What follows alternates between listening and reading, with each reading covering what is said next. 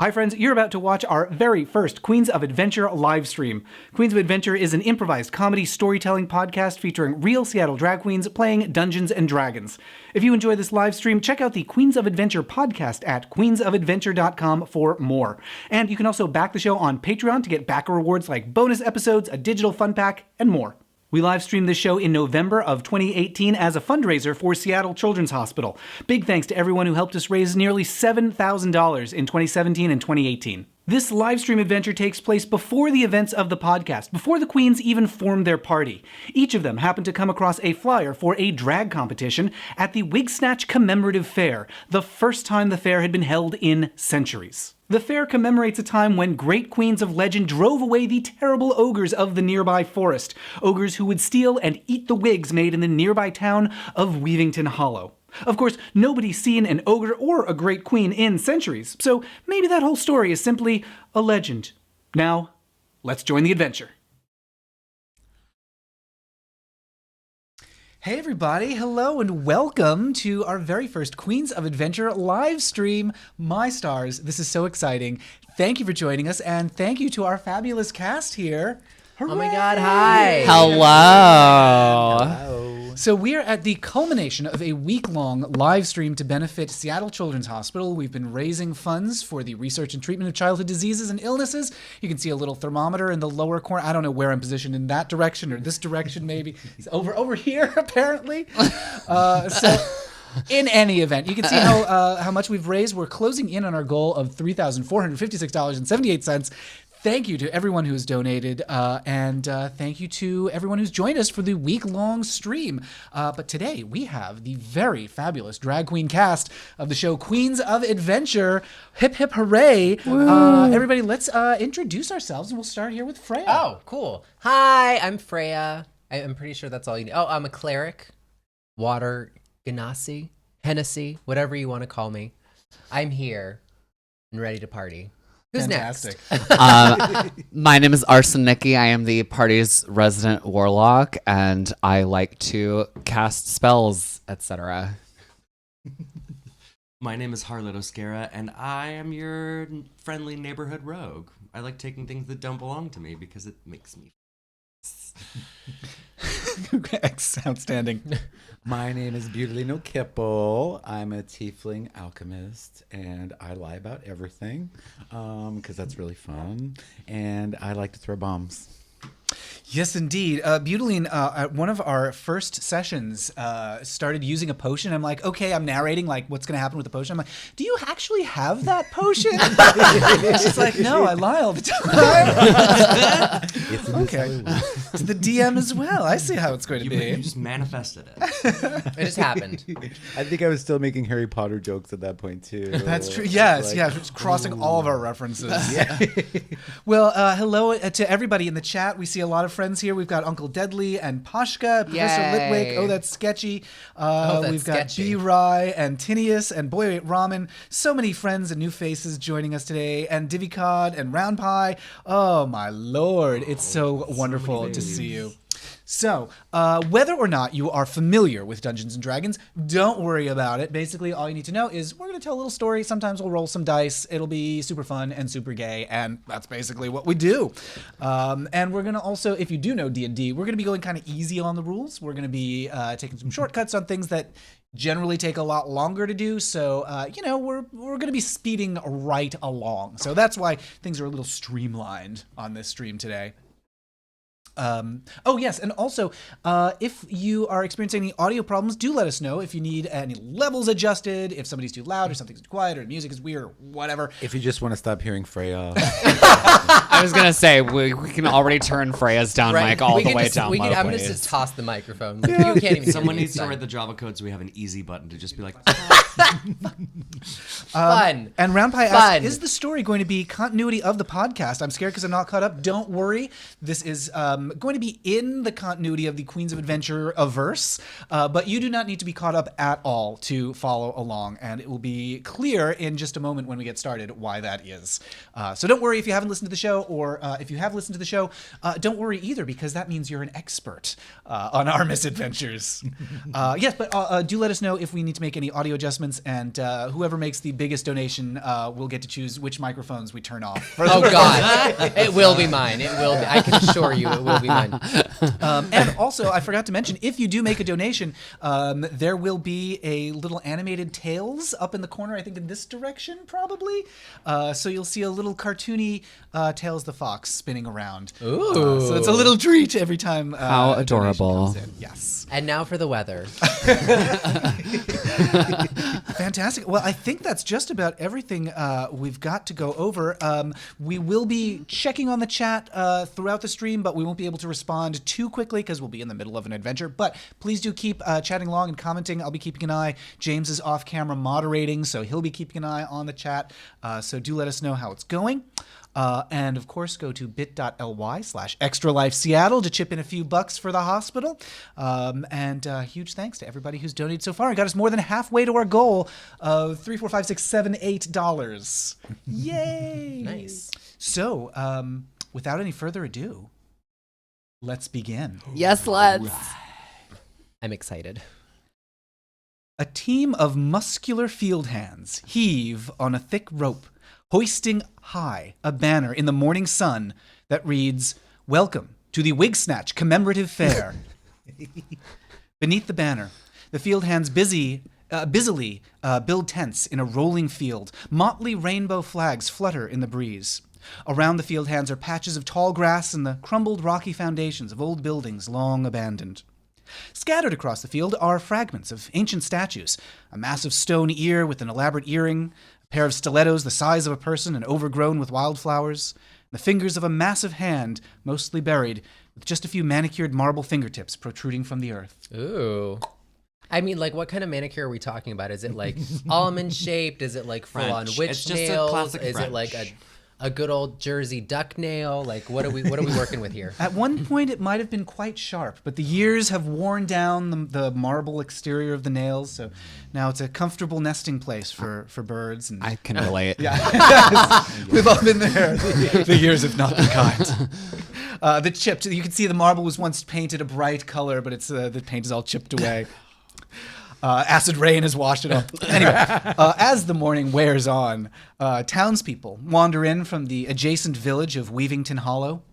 Their curiosity piqued, they wander between tents and rickety wooden stalls to gaze at vendors selling beeswax lipstick and wigs made from the brightly colored foliage of the nearby forest. Ooh.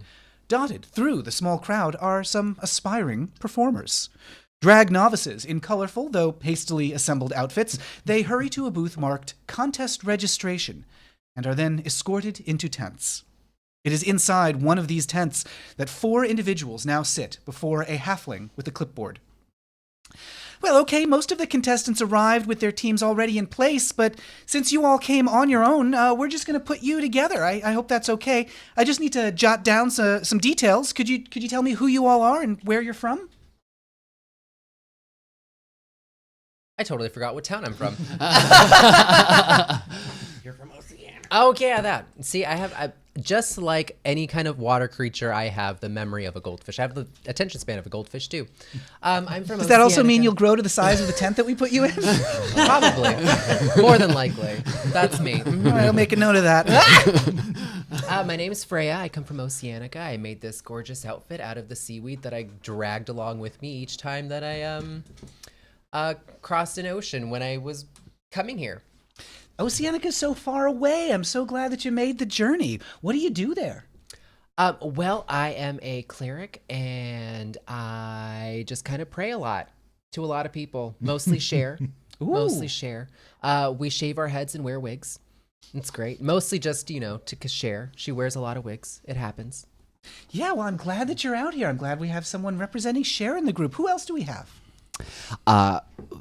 Present and accounted for. My name is Arson Nikki, and I am a warlock who comes from the Underdark. I am an urchin who has been fighting for survival year in and year out, and even among the other urchins, I do not seem to fit in. So I've made my escape from the Underdark by binding myself to a patron so that I may carry out greater doings outside of the Underdark. Well, welcome. I hope the daylight isn't too disturbing for you. I hope it isn't too painful for you to be out in the sunlight. You know, with a good 70 plus SPF, anything is possible. Are you just like slathered head to toe? Yes, in more ways than one. Makeup and Right. otherwise. She uses zinc oxide for her base. Yeah, like 3 primers, just like ready There's to a go. lead base just to make sure none of the sunlight gets through. But since you're a dark elf, it really doesn't affect your system. Hello, hi, it is me. You're thoroughly shellacked. It's all we can ask in the world. And who else? Who do we have here? Now, you two arrived as a group. We did. My name is Harlot of Skara. I come from the kingdom of Sknorf, just next over. I was raised in the lap of luxury in the court and learned a little bit about history. I really enjoy long walks on the beach and stabbing people in the back. But I needed to get out. I needed to see more of the world, and I needed to get away from home. I can tell you're from someplace fancy with those courtly airs, that way that you speak. You certainly have a way about you. And what a lovely necklace you've got there. Thank you. I took it just yesterday. Who did you take it from? That I don't kiss and tell. She just tells. I just tell. There's actually no no kissing kissing involved. involved. There was just it. I just plucked it, from a low-hanging tree branch Oh, yesterday. okay. Well, those skills named the Duchess. Duchess of Tree Branch. Oh, Judge's Tree Branch. Duchess Oh, Tree yeah. Branch. Oh. You got it out of me. I did take it from Duchess Tree Branch. Yeah, wow, I rolled. I saw Not a right ver- through you. How about that? Not a very good liar, but I'm great at snatching things. Well, that'll come in handy here at the Wigsnatch tournament. And who's your friend? Hi, my name's Bielino Kipple. I was a backup dancer for Lady Gaga for her first 2 albums, but I just got sick of being in the background. And I ran into Harlot one day at a concert, and I just kind of fell in love. And so we've been hanging out ever since. And I get to cash in some of the things that she steals from people, so that's basically how I pay my bills right now. Yeah, wow, I'm a big fan of Lady Gaga, the most famous baby in the realm. Yeah. Go Gaga. It looks like you brought a lot of chemistry with you. Yeah, I am an alchemist, so I like special effects and things with glitter and pyrotechnics, that sort of thing. Wonderful. And she's been making notes and keeping track of all these details on a sheet. And she's like, well, I'm glad that you seem like you're really prepared. You've all got some special skills and some kind of gimmicks and stuff. So we're going to, I think we've got really good chemistry here for you, no pun intended, for you all to enter the contest. Do you have any questions about the contest? Is this a paid gig? Are there drink tickets? Well, of course, you're going to be competing for some fabulous prizes. This is, of course, the first Wigsnatch Memorial Fair in centuries. So we wanted to make sure that there's an incentive for performers from all around the neighboring countryside to come. So we've got a small cash prize for the winner of the contest and a package of drag supplies, just the kind of thing that an aspiring new performer and queen could want to get their career off and running. Season 1, I love it. A lifetime supply of sickening cosmetics. So I'll be yes from Anastasia. From Anastasia, she's a troll who lives in the hills. Oh, the Beverly Hill? I know it. I know just the one. That's her wife, Beverly Hills. Yeah, so I'm going to be accompanying you through the competition and making sure you get to all the different events, from time to time. And I'm going to be really pulling for you guys. I really hope that you all win because I'd love to see you really make a name for yourself here at the fair. Will we be judged as a team or as individuals? As a team, of course. This is a commemoration of the works of the legendary great queens, and they all work together. Smashing. Pumpkins. I'll smash you if you don't pull your weight.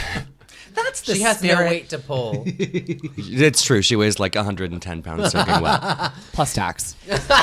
So yeah, this will be a test of all your abilities to exhibit the skills possessed by the great queens of legend, and I'll be making sure that you get to all the different events on time. My name is Bunbury, by the way, Bunbury Shagfoot, and Not Lady Bunbury. Well, maybe someday. I'm just a humble farmer by day, festival volunteer on the weekends. Work, sickening. So here we've got some competitions, some different categories for you, and let's see. We've got various events that you can participate in. I'll just hand out the little menu for you all. There's Is this the cocktail menu? Yep, so you'll each be participating in these as a group, and you'll be winning a point for each for the entire team with each of these. Yes, indeed, and if you let me know if you need to read any of these aloud to just sound out what kinds of things you'll be participating in. I would like to volunteer as tribute. Can we take turns? Sure. Let's go down the line and Okay. share our thoughts. You go. After that, there'll be some nice tinglomancy. Tinglomancy, if you're fancy. This first category is share your knowledge, and that is spelled SHARE, your knowledge. Yes, indeed. We also have oral interpretations. Yes, we do. And you also mentioned the Tinglomancy, which is one of our most exciting events. We also have share your knowledge, spelled CHER, share. Oh. Indeed, you might be a good one. You might be good at that. I almost said HER, by the way. Harlot's probably going to like the first category. It makes it easier to snatch them when you Right. walk into the room. Usually you have your head turned the other way as well for effect. We have a platforms category. I'm assuming that involves both political platforms and 8 to 9 inch platforms. So we shall see. We also have, I'm feeling very attacked right now. We're going to have to roll to see who performs in that one. I feel like we could all take that category. Probably. Who's got the highest attack roll in here? Well, in fact, we are going to be rolling because you can choose these in whatever order you want. But we're going to figure out who gets to choose which challenges you do based on some rolls. So everybody roll a d20. Fantastic. A mini challenge to see who gets to 12. 14. 5. 11. Oh. All right, so Freya, that was a 12. Arson, you got an 11. Mm-hmm. Butaline 14. got a 14, and Harlot A big old 5. 5. Congratulations, Butaline. You are the winner of this challenge. That means, Butaline, you get to choose which of these 7 challenges the team does first. What's it going to be? No pressure. I'm drawn to Tinglomancy myself. Okay, let's do it. That's one of my favorites. Feeling very tingly right now. Come on, right this way. And Oh gosh. Bunbury heads out of the tent and across the field. You're passing by various townspeople who kind of glance in your direction. They're not paying you too much mind. They're just taking in all the sights and sounds of the fair, the birds swooping overhead. It's a beautiful day here on the field. And you head across the fairground to a sunken, grassy depression in the field. It's about 20 feet across, and it's covered by a shimmering, translucent blue dome. You follow Bunbury through the barrier, and the sound of the field and the fair behind you immediately cease. And Bunbury leans in and she says, It's a barrier of silence. No sound can pass through. At the center of the dome is a rickety table with a box and an elf wearing long robes. He says, How do you do? My name is Amos Amar. We Amarian elves have remarkable hearing, as you may have heard. For us, certain quiet, comforting noises generate a particular tingling sensation on our neck and scalp. Your challenge as a team is going to be to elicit that tingling sensation. You can use your voice, your hair, your clothes, or any of the items in this box. And you'll want to focus your sounds into the magic amplification devices on the surface in front of you. You'll each have 20 seconds, and I'll be judging you based on your ability to elicit my tingling response. We're going to start with Butaline, because I believe you are the one who chose this challenge. So, quick question, Mr. Amos. Are you famous at all? Quite. He just munches a cookie and winks at I'm going to give you a point of inspiration for pandering reference. Thanks. I have a point. And the way that we do Jonathan? inspiration, in case you haven't been following the show, is players can collect inspiration and then spend those points to give themselves advantage on a roll or counteract disadvantage. All right, so I found a foundation brush. very good. I'm glad that you're digging in there. So he says, if you're all prepared, if you're all ready to begin, we will start at the end of the line with Butylene. You'll have 20 seconds. On your mark, get set, begin.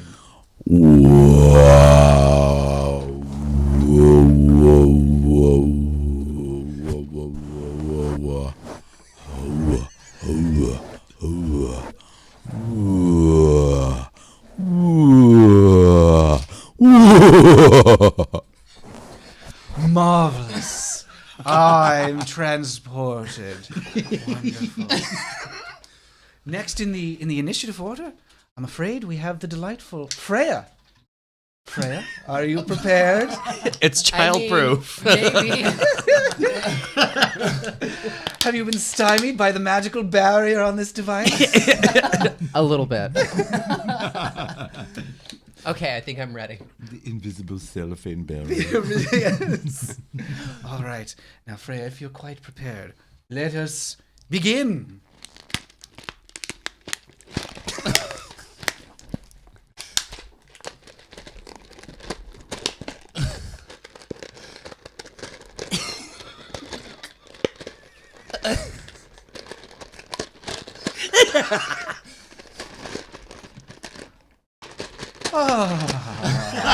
He leans backward, blissful. What an experience. Never have I heard such a sound since the time I just dropped a whole bunch of beads on the floor. And BT Dubs, point of inspiration to Liam the Last in the chat, who guessed the challenge before we even got here, just based on the name. Who do we have next? Yes, let's see. He looks across at Arson. Arson, we'll go to you next. Are you prepared? Yes, I am. Okay. Today we are going to be handling this spatula.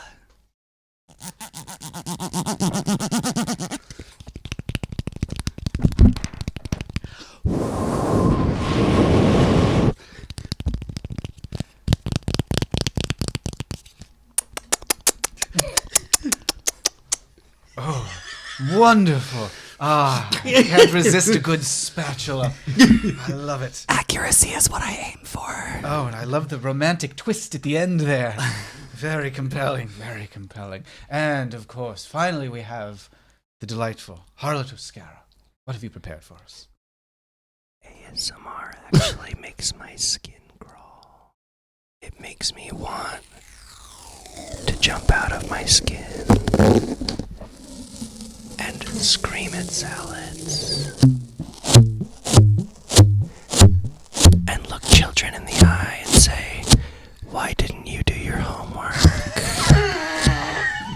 Whoa, my stars, this is taking a sinister turn. That's what ASMR does to me. What does it do to you? Oh, he is just like draped himself over the little counter in front of him now. He's heaving, he's panting. He's like, yes, a point to your team. You have done well. Thank you. Oh, marvelous. I'm upset right now. I'm very mad. I'm upset at myself. I want to look children in the eye and say, "Why didn't you do your homework?" Oh, that sketchy got goosebumps from that one. Uncle Deadly enjoyed Arson Nicky's Jug Band Christmas. I'm feeling very Thorgy Thor when she got stuck with Stevie Nicks for that challenge. I was like, what the fuck am I going to do with this? I can't even open it. You do not get stuck with Stevie Nicks, by the way. Yeah. I mean, Stevie Nicks would have been perfect. Bestowed, yes. Yeah. Bestowed. A box full of grab. Oh no, Dice Ref Gemlin said it froze. Harlot, could you repeat it froze momentarily? What did you say when you look children in the eye? Hang on, I got to get back into character.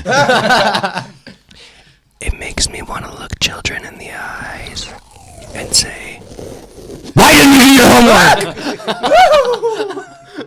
R.I.P. headphone users. Oh dear. Sorry, I love Oopsies. you. There's people on treadmills, Harlot. I just want to make sure they meet their You target just heart made rate. someone on a treadmill fall over. All over the world, people just like falling over on the bus, at the gym, in court for some reason. I hope someone's listening, Doing watching this jury in court. duty. I'd be honored. Overruled. And so Bunbury has been standing back, and she says, "You're amazing. You're naturals at this. Oh, I'm so excited. You got your first point for the team. Well, so next in the an initiative choice order, we've got Freya. Which challenge would you like to do next?" I mean, I would do share your knowledge, but let's do purse first. Okay.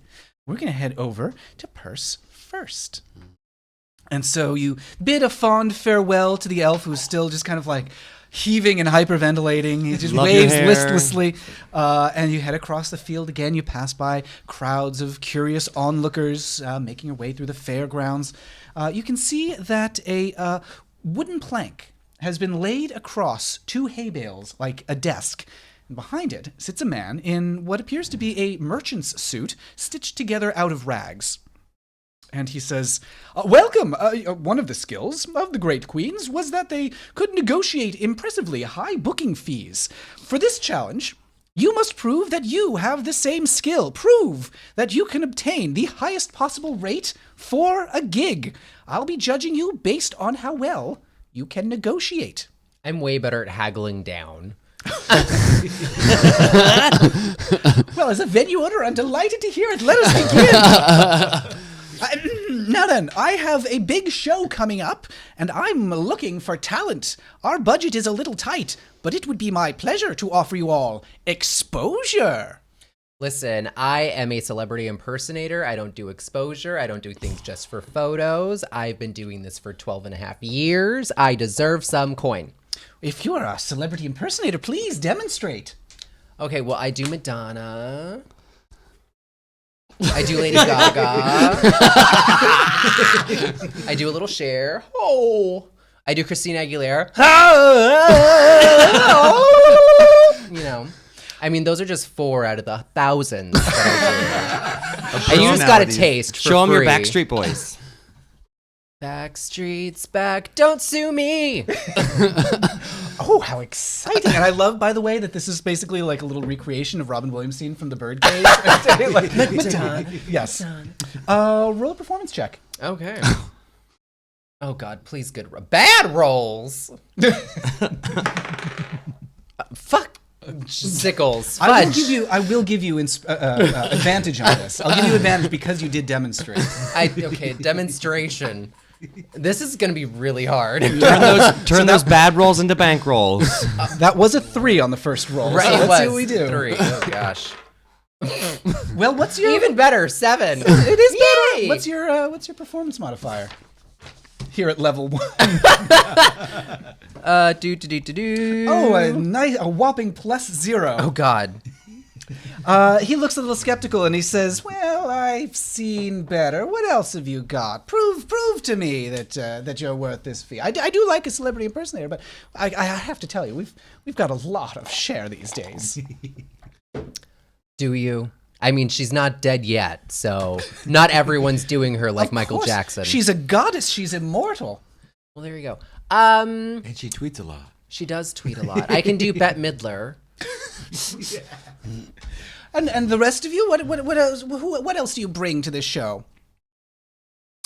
I am dedicated to performing numbers that have one joke and one joke only that require tons of commitment from the start to the end. For instance, I have in the past covered myself in glue to the Pussycat Dolls' Stick With You and had tips stuck to my arms. I've done a Lexi Featherston from Sex and the City number who falls out of the window at the end of an episode, and I do a master mix of all of the times in which the word falling happens in free falling. Is it just the word falling over and over? Yes, mixed in with dialogue. Thank you very much.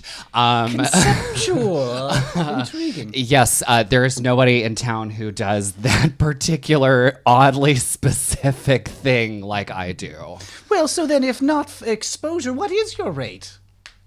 Is it gold pieces, silver pieces, copper? What do you ask? It absolutely must be in gold pieces, and I am 3.5 years stone cold sober, so none of this drink tickets business. It has to all come from that, and I don't factor tips into my fee either. It all has to be up front, and if I get a tip, great, but it's not what I'm looking for. Oh dear. Well, let's have you roll persuasion on that, and I'll give you advantage on this one as well because that was a very persuasive case. Well, that was an 11 plus 3, so that's a 14. And that was a 3 plus 3, so that was a 6. Well, okay, with that 14, he says, well, I suppose I could say a single gold piece for the group. I might be persuaded to raise my rate just slightly for you. I would like to give this person the elevator eyes up and down and be like, fine. He seems a little chilled by the elevator eyes. I would Shady pan shot. I'm going to give you another roll for intimidation with those eyes. Well, I rolled a 2 plus a 5, so that's a 7. Not very intimidating. I'll give you advantage with this one as well, as long as because you're taking a real active role in this negotiation. Well, and it's they're going up and down too. This elevator is the fastest elevator. It's the Tower of Terror. Yeah, it's the Tower of Terror. Well, that was a 7, so that was a plus 5, so that's a 12. So marginally more intimidating. He takes a step back and he says, "All right, a gold piece and four coppers for you to split amongst yourselves. How does that sound? Is that satisfactory?" You can't split a gold piece 4 ways. Well, I'm afraid that's all we've got room for in the budget, unless you have some other terms you'd like to propose. I do, in fact. I am a professionally trained wig stylist, costumer, and wardrobes person, so any damage or wear and tear to costumes within the troupe would be easily taken care of by your on-house person. However, I must tell you that I do require a costume stipend for every performance. And my rates are not cheap. However, you will have the best show in town, the most smoothly running and bestly dressed show in town, if you have me in your show. Can you? Are you indeed a stylist, a wig stylist? Quite. The hair atop my head grew out of my scalp, and then I styled it myself. Oh, and you can grow your own hair. Well, I also grew the hair out and styled the hair atop Butaline's head, or at least one of the 2 hairs. Is that true? Do you want to say like that is actually like Harlot the character is a?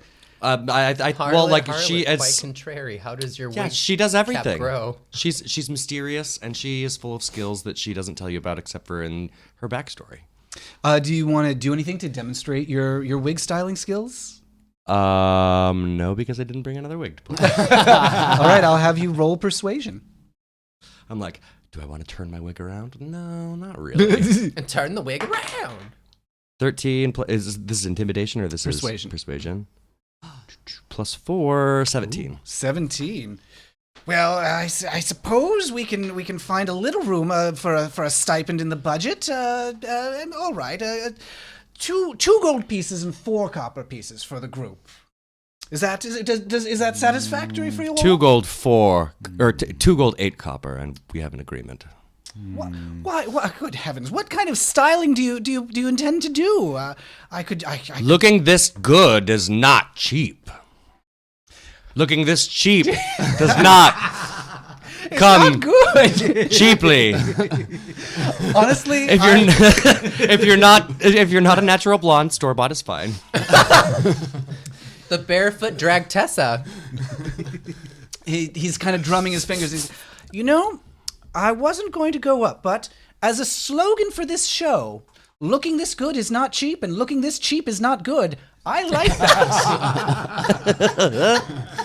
I think you may be onto something. I think I'm predecessing another musical frock opera that I might create in the future. It sounds to me like Butylene has some final words about this, though. Final thoughts. I would also like to use thaumaturgy to like gradually boom my voice at the end of the sentence, but I'm just going to look him dead in the eyes and say, you know, in nature, drag queens die of exposure.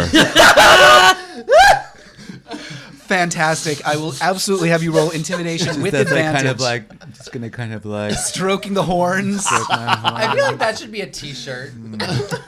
That is honestly copyright this stream. Yes, that is now copywritten for Queens of Adventure. We are going to utilize it. I'll email it to myself. TM. Now, thank you.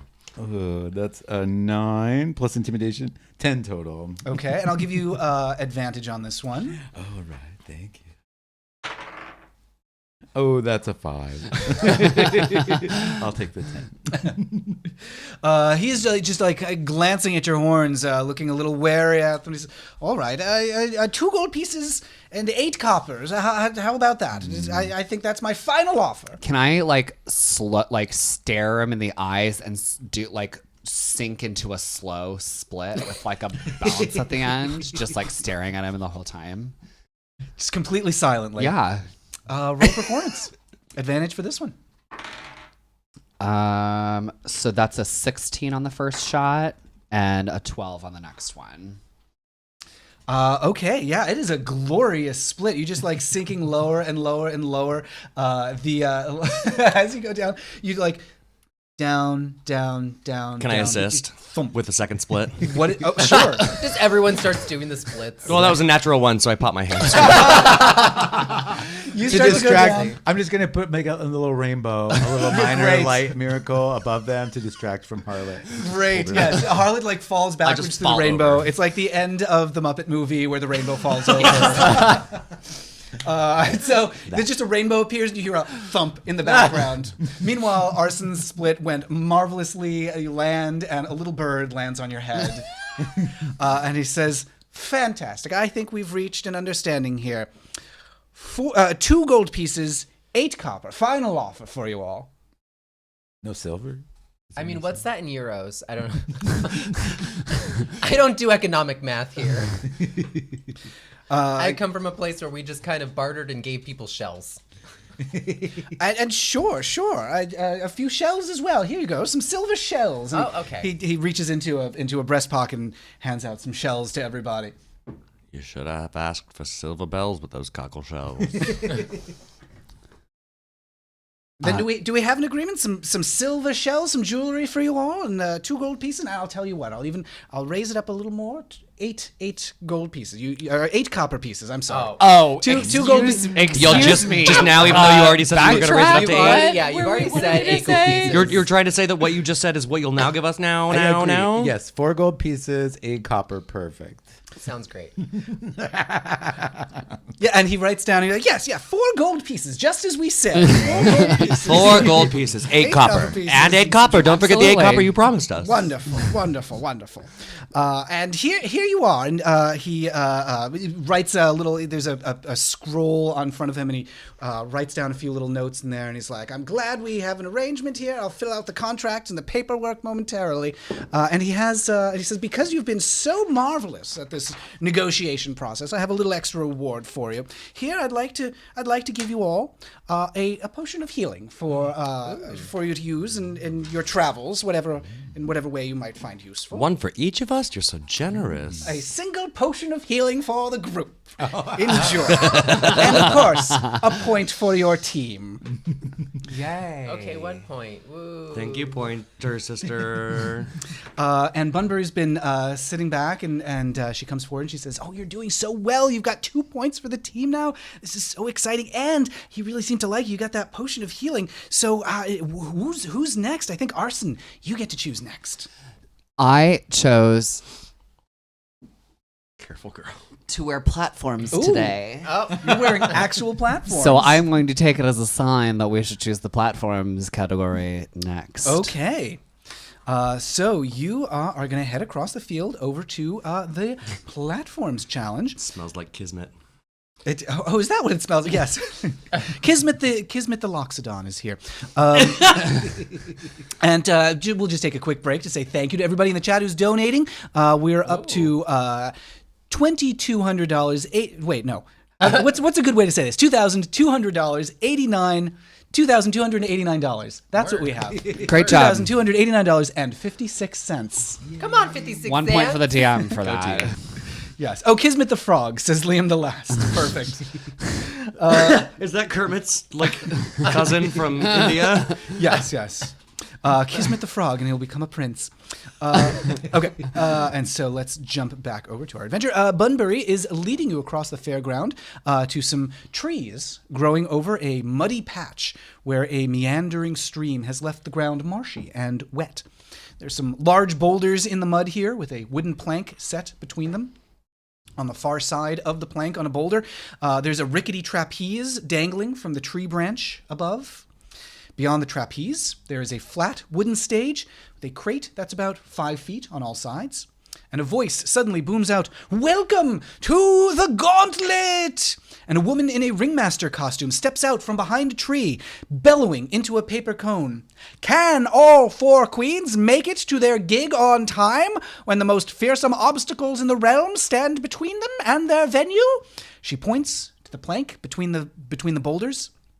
"One of you must cross the perilous path." And she points to the trapeze. "Another must sail across the terrifying trapeze." She points to the crate. "Another must jump from there, the death-dropping box of doom." And she gestures back to the group, and she says, "And the last must provide moral or magical support to the team from afar. Now, each of you, please choose your challenge, your starting position. One must be on the boulder to cross the plank, one must be on the trapeze, one must be on the death drop box, and one to offer support. And we will start with Arson." Is she going to jump from there? As a very magical person, I would, and as someone who is very low dexterity and acrobatics and athletic types of checks, I would like to be the moral/athletic supporter. I love a good athletic supporter. Fantastic. If you can't be an athlete, be an athletic supporter. Precisely. We will put you on the position over here, off to the side. And so she guides you just off to the side of this gauntlet that they've arranged. It looks pretty ramshackle. And she says, "And who's next in the order?" Yes, Harlot. Harlot is next in the order. I'm feeling quite piratey today, so I think I'll walk that plank, especially because I have the highest dexterity in the group. Outstanding. Up you go. And she helps you up onto that the first boulder across from the plank. And she says, "And Beauty, where would you like to be?" I'll take the trapeze for 500, please. Trapeze for Beauty. Also, want to copyright Dragmerican Gladiators right now because this is what this feels like. She takes you around the side to the boulder and helps you up to the end. That plank is laid from one to the other. You see Harlot on the other side, and you're standing on the other boulder with the trapeze just above your head. And she says, "And Freya, that puts you at the death-dropping box of doom." Well, I am death drop gorgeous, so bring it on. Yes, and beware on the death drop box. Beware of the terrible beast. And as you're stepping up onto the Beauty's stage, right here. It's fine. I heard I'm not terrified. as you step up onto the stage, you see that just like lounging in the sun on the box, there's just a house cat, a tabby with like a lion's mane just sort of like taped around its head. Very fearsome, this attack creature, and it just like rolls over on its back for its belly to be pet. I start sneezing. Your chemicals attack me, you feline devil! And she says, "All right, we're about to begin. But of course, one more thing. As my voice careens from accent to accent. It's all part of the fantasy, you see. And one more thing. You must all complete your challenges in heels." Did you all bring your own heels? I mean, always. Wonderful, wonderful. You're all wearing heels, of course. All of I us. was Yes. born in heels. We have loaners in case you need them. Good.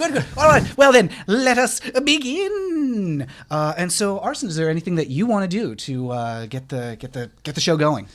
Yes, I would like to cast my Dancing Lights cantrip, and I would like to. It's not going to be the most spectacular thing in the world, but to the extent that it will allow me to, I'd like to cast like a nice little fireworks illusion to start things off. Wonderful, wonderful. You like there's just bursts of color and light dazzling, and the ringmaster with the paper cone goes. She looks up at them and ooh. I'm gonna give you a point of inspiration for that. Thank you. I'll shout from the distance, "Go get 'em, girls!" Beautiful. You We're kind of off, look like a soccer mom right now too, so it totally works. From the stands. we're off to quite a start. And then we've got Harlot next in the order to cross the plank. All right. I'm keeping the tune in my head. This is the rhythm of the night. And I'm going to start walking out on the plank and doing my small, balance beam routine. Okay. I'm gonna have you do I'm gonna say acrobatics check for this. Very well. The night. Oh, yeah. 17 plus 7. Oh my! The rhythm of the night. With the fireworks flashing around you, it's like the music. DeBarge is here with you. Flotilla DeBarge, the drag queen, oh boy, and She's the most difficult one to do hair for, you know. and here at a place where we can dance the whole night away. Please describe what you do across the balance beam. Okay, so I take 3 gazelle steps out, do a full double pirouette over the left shoulder, and stick the landing. I do one of those Britney Spears down where your legs are both at 90-degree angles in the grand squatte, and you move your whole torso around. And then I do it again, but as I come to the bottom angle of the torso, I do a no-handed cartwheel, also known as an aerial, and stick the landing off of the balance beam onto the other boulder or wherever the ending is. I didn't actually remember where where I'm supposed to go. So you flip and twirl all the way across that beam. It's rickety, but it's bouncing under you. I'm like a slackliner. Yeah. It's effortlessly, and you land in a pose right next to Butaline at the far boulder. And Butaline, you are up next to flip your way across that trapeze and land on the stage near Freya. Ooh, I love it. I would like to summon 100% pure love to start playing in the background. Great. As just a minor auditory miracle. Sure. Are you using a spell? I think, do you have thaumaturgy there? Of course I do, yes. And I'm going to ascend to my, basically a big swing. And sort of get my motion going, and then I'll swing so that I can get standing on the little seat, and then do a full on interpretive dance. Maybe and then we're gonna have you roll acrobatics as you are doing that. So let's go for it. I'm doing interpretive dance on my swing, and then I want to do one of those things where you suddenly drop so you're upside down. Well, let's see if you can get up there. Let's see if I can get up. Natural 20. Oh, okay. That is precisely what happens. It's an amazing twirl from back to the middle and around again. You float up. It's like you're just weightless onto that trapeze, and describe your dismount. I'm going to be there till the end. You're just going to stay on the trapeze forever. Yeah, so before I dismount, I flip upside down so I'm hanging from inside my knees, from my knee pits, and grab one of my little colorful vials that I know exactly where it is, and it's secure until I pull it out, of course. One of my colorful little vials, and as I am swinging off and doing 3 turns in the air, a triple sow cow, if you will, in the air. I crush my vial and throw it, and lavender puff of powder appears and then turns into glitter as I do a perfect 10-point landing. That's fantastic. And it's not I was expecting some magical thing, but it's just a lavender scent. It's just nice. Yeah, it's just very pleasant. It's a bath bomb that you have to have with you. This is my first gig at this venue. I want to make a good impression. Yes, perfect. It just the glitter descends as you land next to Freya on the box. The cat is like, meow. And Freya, what would you like to do from that box? So I'm going to start by, anything, like any theme song from Paris is Burning is starting to play right now. And I'm going to take one of my bracelets and cast light on it Okay. and throw it into the cat box. Ooh. The cat box. So you're standing on a crate. There's a cat next to you. Are you like? Oh, yeah. So the cat just goes away. Are you trying to throw the bracelet as a decoy to distract the cat? Yeah. I'm not a cat person. Okay. So, so that's your trick. You cast a light on a bracelet like She-Ra, basically. Throw the bracelet at the cat and it'd probably move, which is terrible, but... Out my way! Animal handling. Roll animal handling. 2! Yay She me! doesn't So have the her cat's animal just gonna handler's start like permit. just rubbing She up needs to against my retake the leg. test. Just- The cat has been startled by that bracelet, and it shrieks and claws its way, runs up your leg, and it's just like its claws are dug into your dress right now. Okay, cool. So I'm just gonna take my leg and I'm gonna put it up over my head and I'm gonna start like jumping and turning all the way to the edge of this box. And then I'm just gonna like fall and death drop down, Okay. beautifully landing into a, just a splat. But we'll see how you land. Yeah, I know. Have you roll advantage here. I've been rolling terrible rolls. Roll so- acrobatics. Oh Lord. You I'm might want to surprised you didn't stretch. like shape water to like make the form of an icy corpse at the bottom of the box that looks like you. So like summon see, a I water doubt- bed. Right? Oh, 13 plus 1 is 14. 14. It's not Okay. terrible. It's a quite nice little death drop. Oh, sorry. Go for it. I was gonna say, as she does, can I like redirect my dancing lights to create like a hoop for her to like fall through like gloriously as like she descends? Just a burst of fireworks around the box. It's like a circle, and she just like drops right through it. Wonderful, wonderful. You land like in a death drop with your leg off to the side. And the cat is just like curled up on your chest, like just nuzzling you at this point. And I let out a giant sneeze. Just attacked by allergies at this point. 1 point of allergen damage. Where's my EpiPen? Wait, we're in America. They cost $600 here. Roll for sinus damage. And just as you land, you hear a round of applause, and you see that the few townspeople have gathered around the stage. They've all been watching. They've been attracted by the fireworks and the sound of sneezing. And they are just beside themselves, like big, like wow, they're great. These queens are fantastic. And the ringmaster says, "Well, I have to say, you've outdone yourself. This is the best performance I've seen, and the most unpredictable. Seems like old Bootsy's really taken to you." And the cat is just like nuzzling you, Freya, very happily. And she says, "It is my pleasure to award this team a point." Yay. Congratulations. And Bunbury heads over and says, "Oh, you're doing so well. You're doing so well. You must be a little tired, so there's probably a little time for us to take a quick break, and that goes for everyone watching at home as well. We'll take just a quick break here, and we'll head over to the refreshments tents and just powder our faces or whatever we need to The do." interior illusion tents. And yes, we'll do some interior illusions. Oh, that sounds filthy. And as you're heading across the field with Bunbury to just freshen up and take a quick break for our viewers at home, you just see off in the distance from the forest that surrounds the field, a flock of birds suddenly takes flight as though something might have startled them.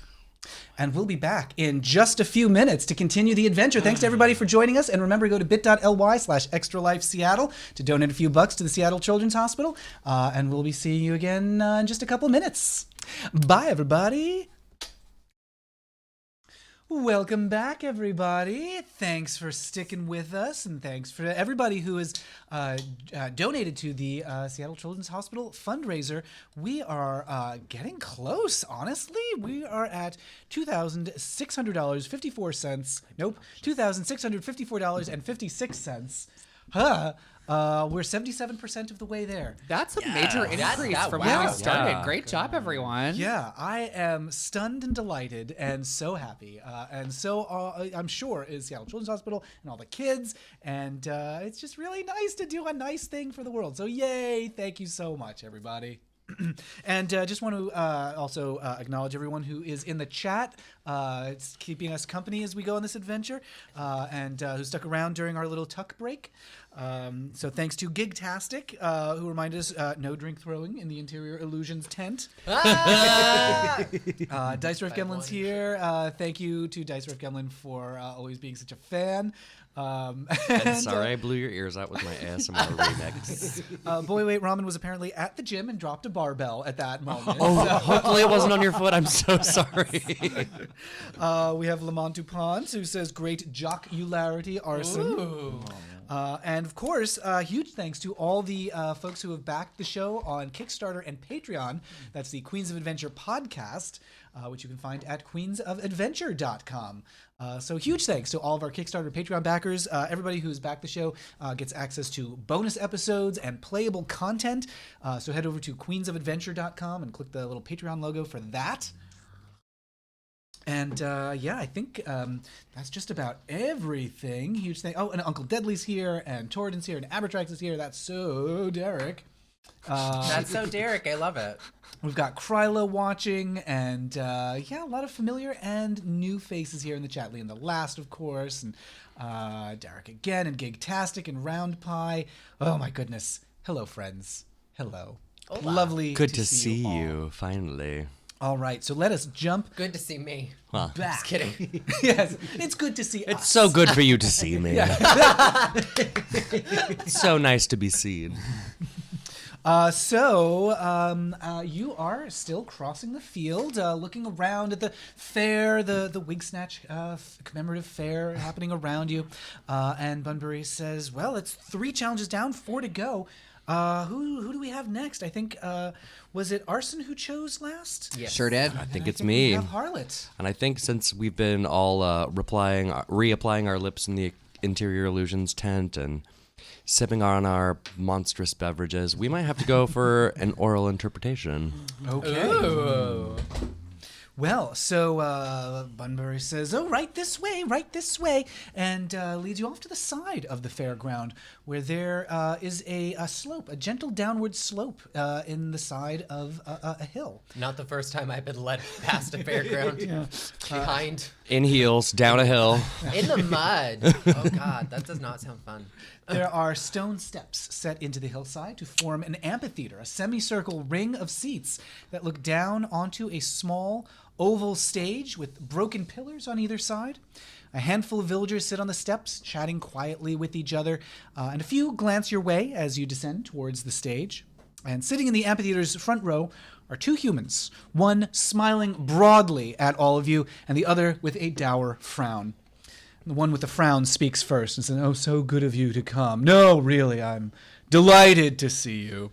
And the one with the smile says, welcome to the oral interpretation contest. Now, we want to see you whip this audience into a frenzy through the power of spoken word. Oh, no. We're going to give each of you a bit of poetry. And you're going to need to deliver it dramatically, intensely, as powerfully and forcefully as you possibly can. And we shall evaluate you based on audience response. Bring it on. I feel like this is Simon Cowell and Tim Gunn just sitting next to each other.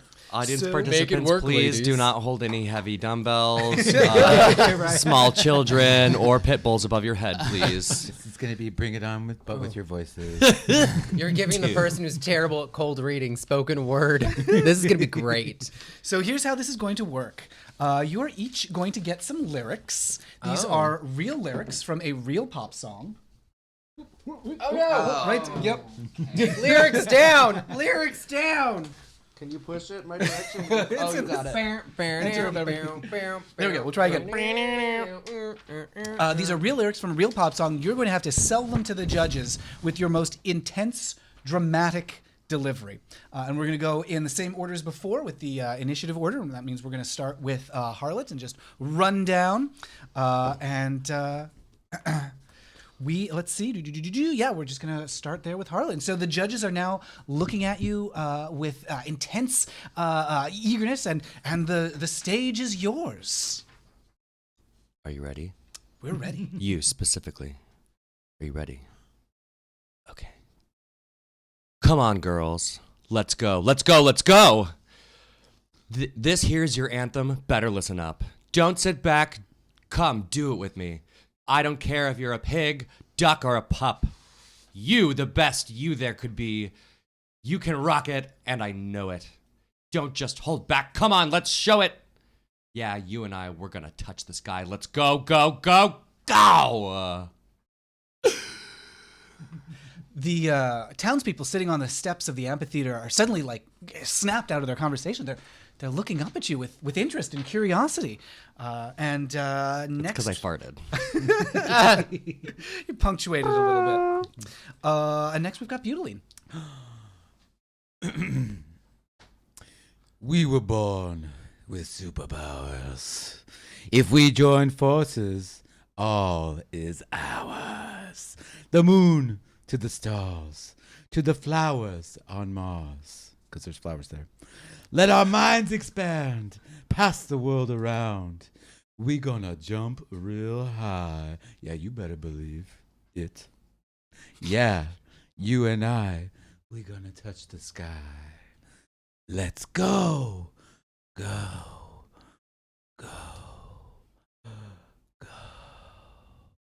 There's a smattering of applause, and a few of the townspeople are wiping away some tears from their eyes.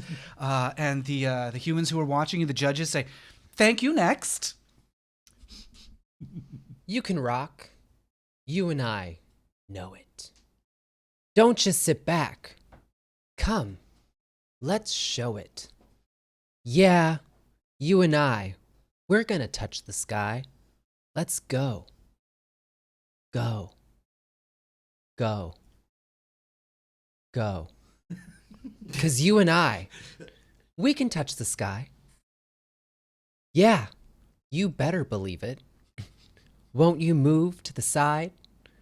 Put our jump on high. The dreams we want, we'll achieve, girls. The audiences, some of them are clapping, some of them are snapping. There's an avuncular townsperson with a little black beret on.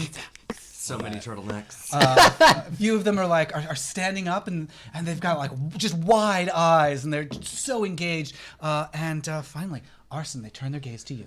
First of all, I would like the audience at home to note that as a poetry nerd, I decided to mark out all of the scansion of the entire paragraphs. Come that I on, have a quadrimeter. reference to use.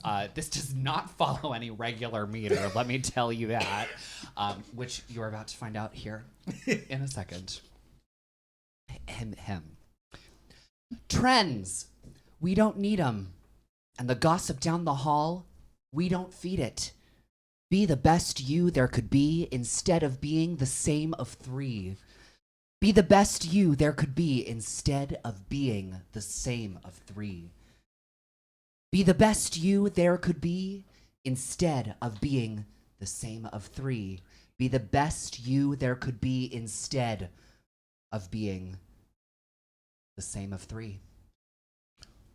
Wild applause as you conclude. The audience leaps to its feet for 16.5 minutes of thundering ovation. That's a long time. Thank you. I appreciate that. Also, this sounds like we're casting some dark summoning ritual or Right? something. Is this I wanna Georgia know- and did the lights go out?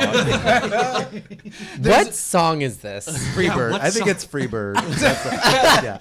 It's the hardest song in Rock Band. So we'll take just a quick interlude to acknowledge the hard work of Crazy Kitty. Anthem is the name of the song, I believe.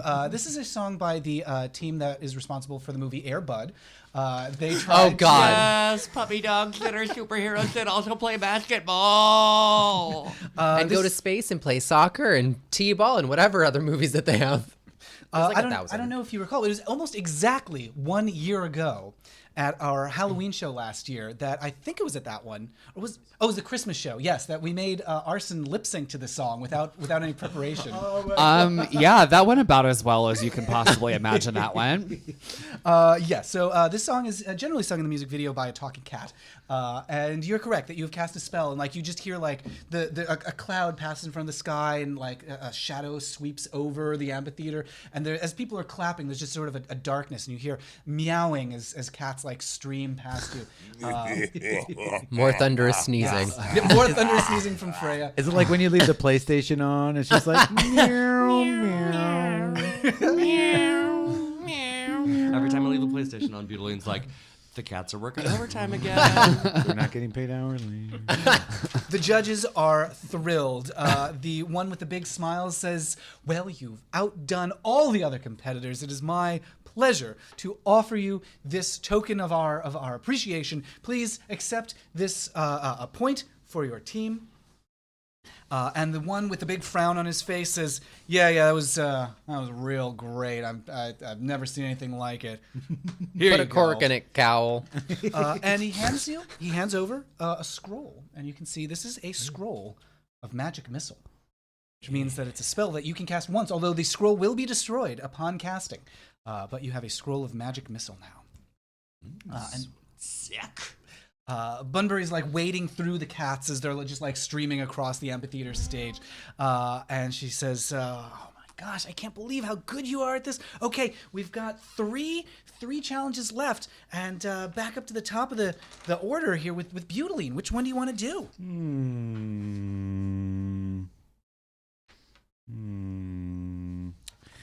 Since oral's been taken, I'm just going to say I'm feeling very attacked right now. Okay, I'm feeling very attacked. So,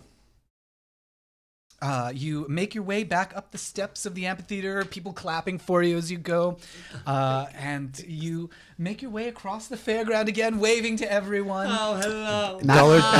Matt, every time you say make your way, you must complete it with downtown. There's a wandering minstrel in the fairground with a harpsichord that's being pushed on a little platform, and just goes deedle-dee deedle-dee dee as you pass by. The faces pass, and you're Faces homebound. pass you by, you're homebound. We're homebound. Deedly deedly dee. And there's a clearing in the middle of the fairground where wooden logs have been arranged in a ring with spikes pointing inward. Bunbury helps you climb over this wooden fence, and you see in the ring some barrels, some crates, there's some muddy patches in the well-trampled grass. At the center is a man wearing black and white stripes, vertical stripes. Next to him is a large object covered by a drop cloth. The man in the stripes calls out as you approach, some new challengers have appeared. Gather round, everyone. The show is about to begin. Interested townspeople head over to the ring. They're peering over the wooden fence at you.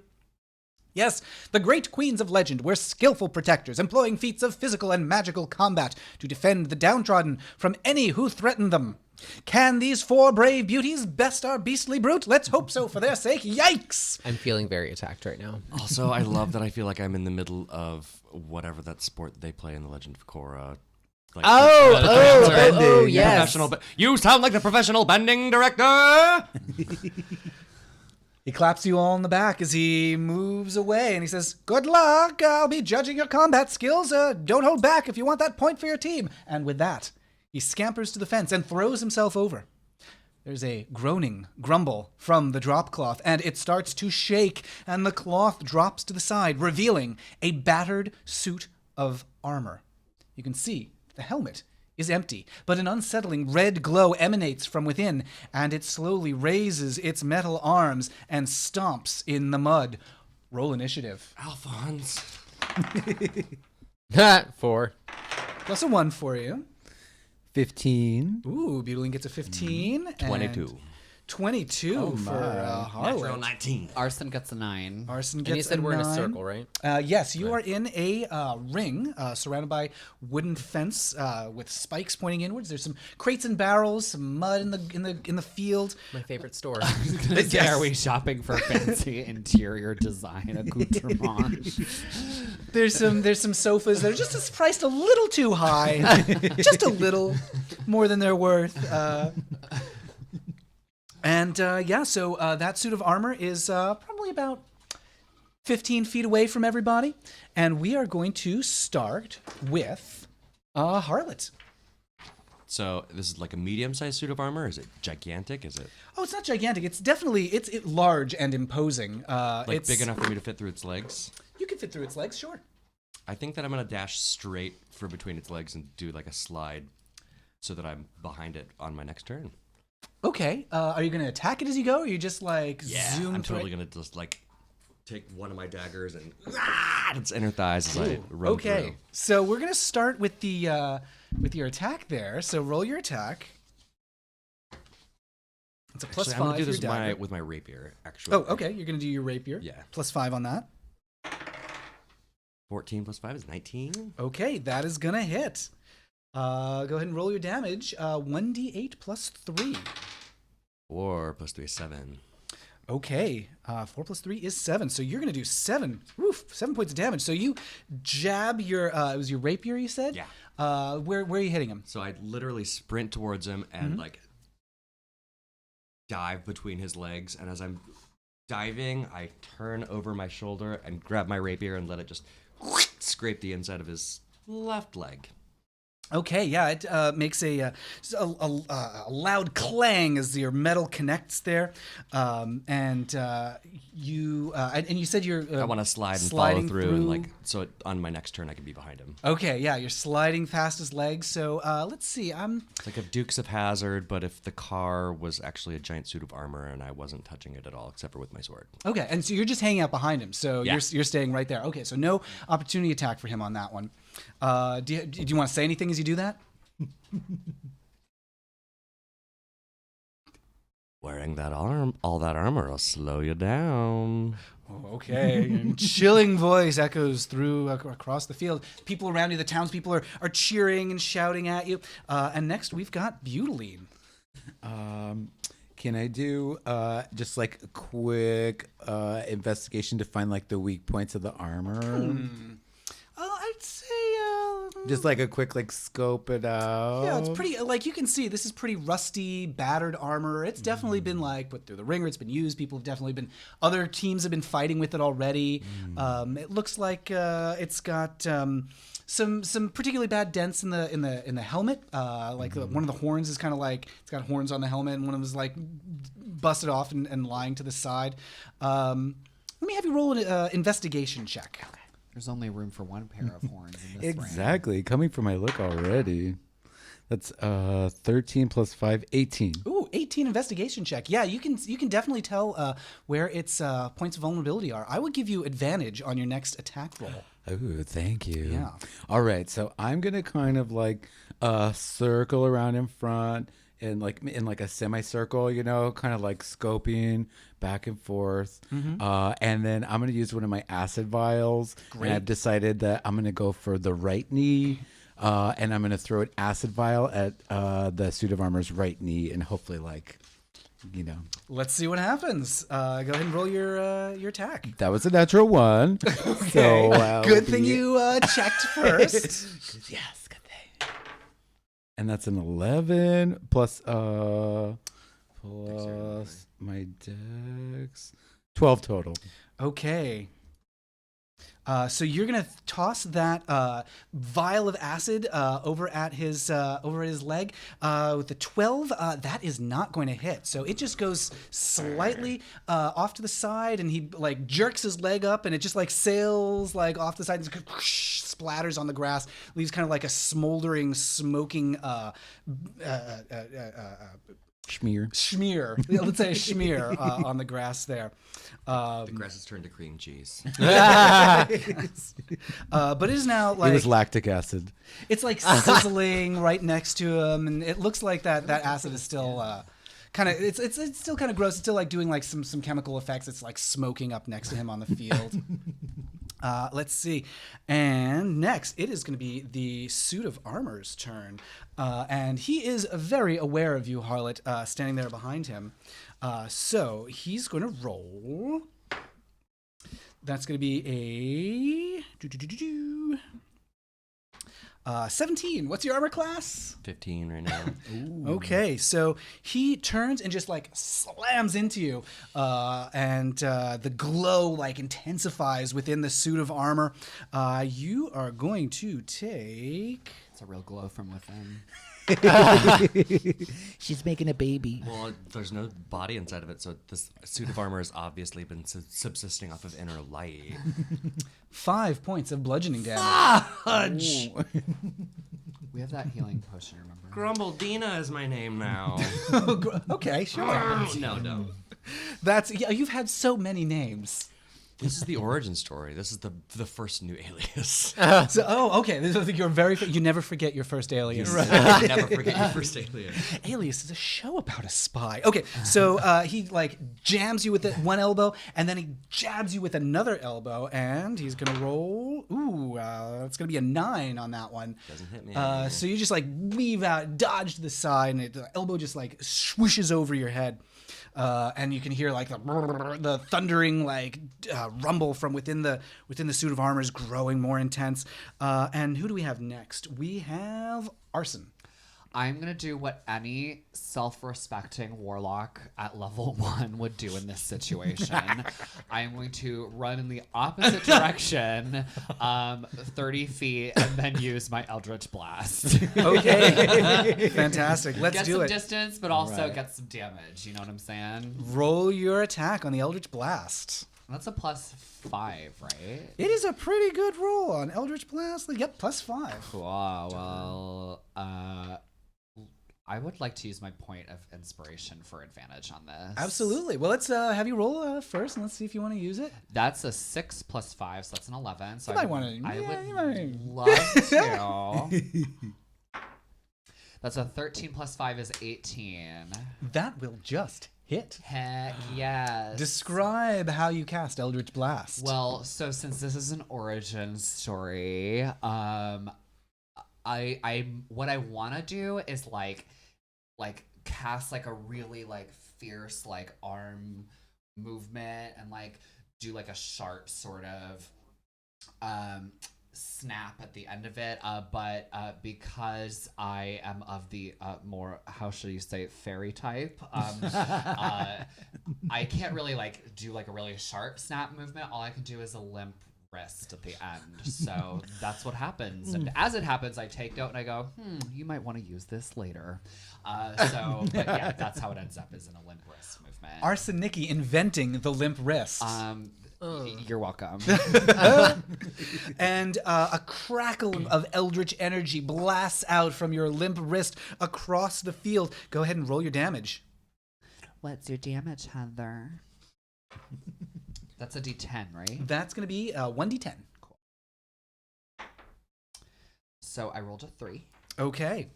And the bolts of energy surround the suit of armor, and it kind of like vibrates for a second and tries to like hold its place, but you can see it's like pushed back a little bit in the mud, the slippery mud of the field, and it's starting to look a little dilapidated. It was already in pretty bad shape, but like it's shaking and shuddering, and now it seems like it doesn't have quite as much control over its movements as it did before. And to finish off my turn, I would like to just bat my eyelashes a few times and smile. Oh, it's so innocent, so pure and naive. She's harmless except when you get her angry. Who do we have next? We have Freya.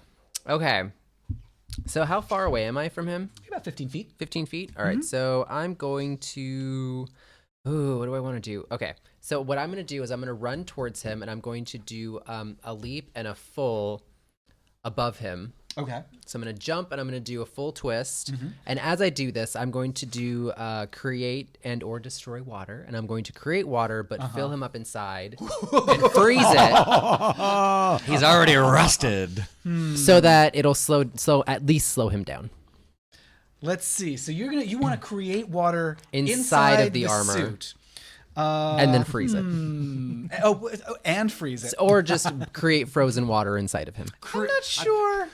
I mean, I don't know. Is that You allowed? are new at this. You are new at this. I'm sorry. Or this just is my fill him first up with time water. shaping Who water. cares? Yeah, I know. Yeah, you could definitely create the water, but I think freezing it would be a second action. Okay. Yeah. I knew this would happen. I know, right? You know, I kind of anticipated as well. Yeah, so we're going to have you fill him up with water. I love this so much. Just filling it up. Freya's actually an Omega level mutant. She hasn't like attained her full Phoenix Force yet. Right. Yeah, with Create or Destroy Water, you can create up to 10 gallons of water within an open container. And I would say, yeah. He is an open. He's got his visors up on the suit of armor, and He's an there's open no one container. inside. I mean, I'm an open container too and empty inside, so it's okay. So yeah, like suddenly, like little like spurts of water appear like around his ankles, squirting out, and then up around his knee joints, around his hips, and there's like he's just a bit leaky, basically. Aren't we all? He's kind of like weighed down by this and shuddering, and it's hard for him to move because like as he's swaying and like you can hear the sloshing from inside.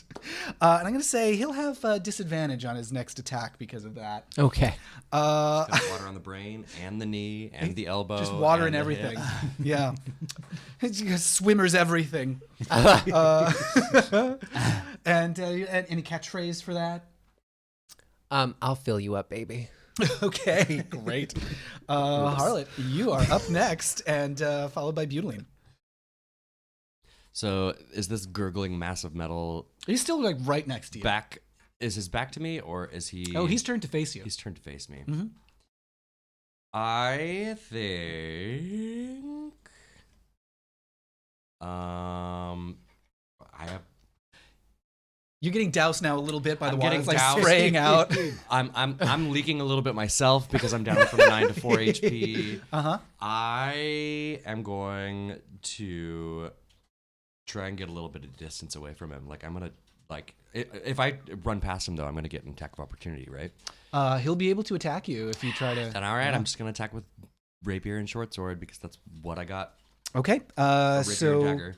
a little two-handed. I don't think you have the feature that lets you do two-handed at higher levels. It says that I can attack, but no bonus damage. Oh, that's second you roll. do have two-weapon Yeah. fighting. Yes, of course. Okay, so let's do it. Which one do you want to do first? I'll do rapier first. Okay, 1d10. Sorry, 1d20 plus 5. 15. Okay. I'll give you advantage on these rolls because he's like sloshing. It's gonna be hard for him to dodge out of the way. Okay. That was an 8. So that one probably doesn't connect. So yeah, he's like sloshy, but you're also your hand's a little slippery from all the water. It's like spraying on. I'm really intent on cutting the water, and I forget that there's a suit of armor that I need to Sure. use instead. You just forgot about him altogether. And so this is your dagger next, I think, right? Yeah. 15 plus 5, so 20. Ooh, okay, that will hit. 1d4 plus 3. 3 plus 3 is 6. Oh, 6 points of damage. Yeah. Yeah, you give him another jab and Right in the shoulder. and it makes him like slosh back and forth again, and so a little bit of water like just like flies out of the visor, and there's a fish in it for some reason. It's the fish from Cat in the Hat. Yes, it's Sean P. Hayes flies out of his visor. That's a very timely reference to a movie from 15 years ago. God, has it been 15 That years? long ago? Let's not talk oh, about Is it. it Lord. the one fish or is it the two fish? You know what I'm Is it saying? red fish fish or or the blue fish? Shut up. And you do get a little extra damage on that because of your sneak attack feature. Oh, sweet. So that's another 1d6. Let's do it.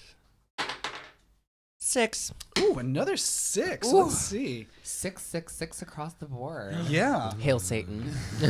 So the suit of armor is now like shuddering even worse. It's like his arms keep dropping, and he like has to like put in a lot of effort to like lift them back up. But he's really looking like he's losing control. The magic is like the glow inside the armor is dimming a little bit.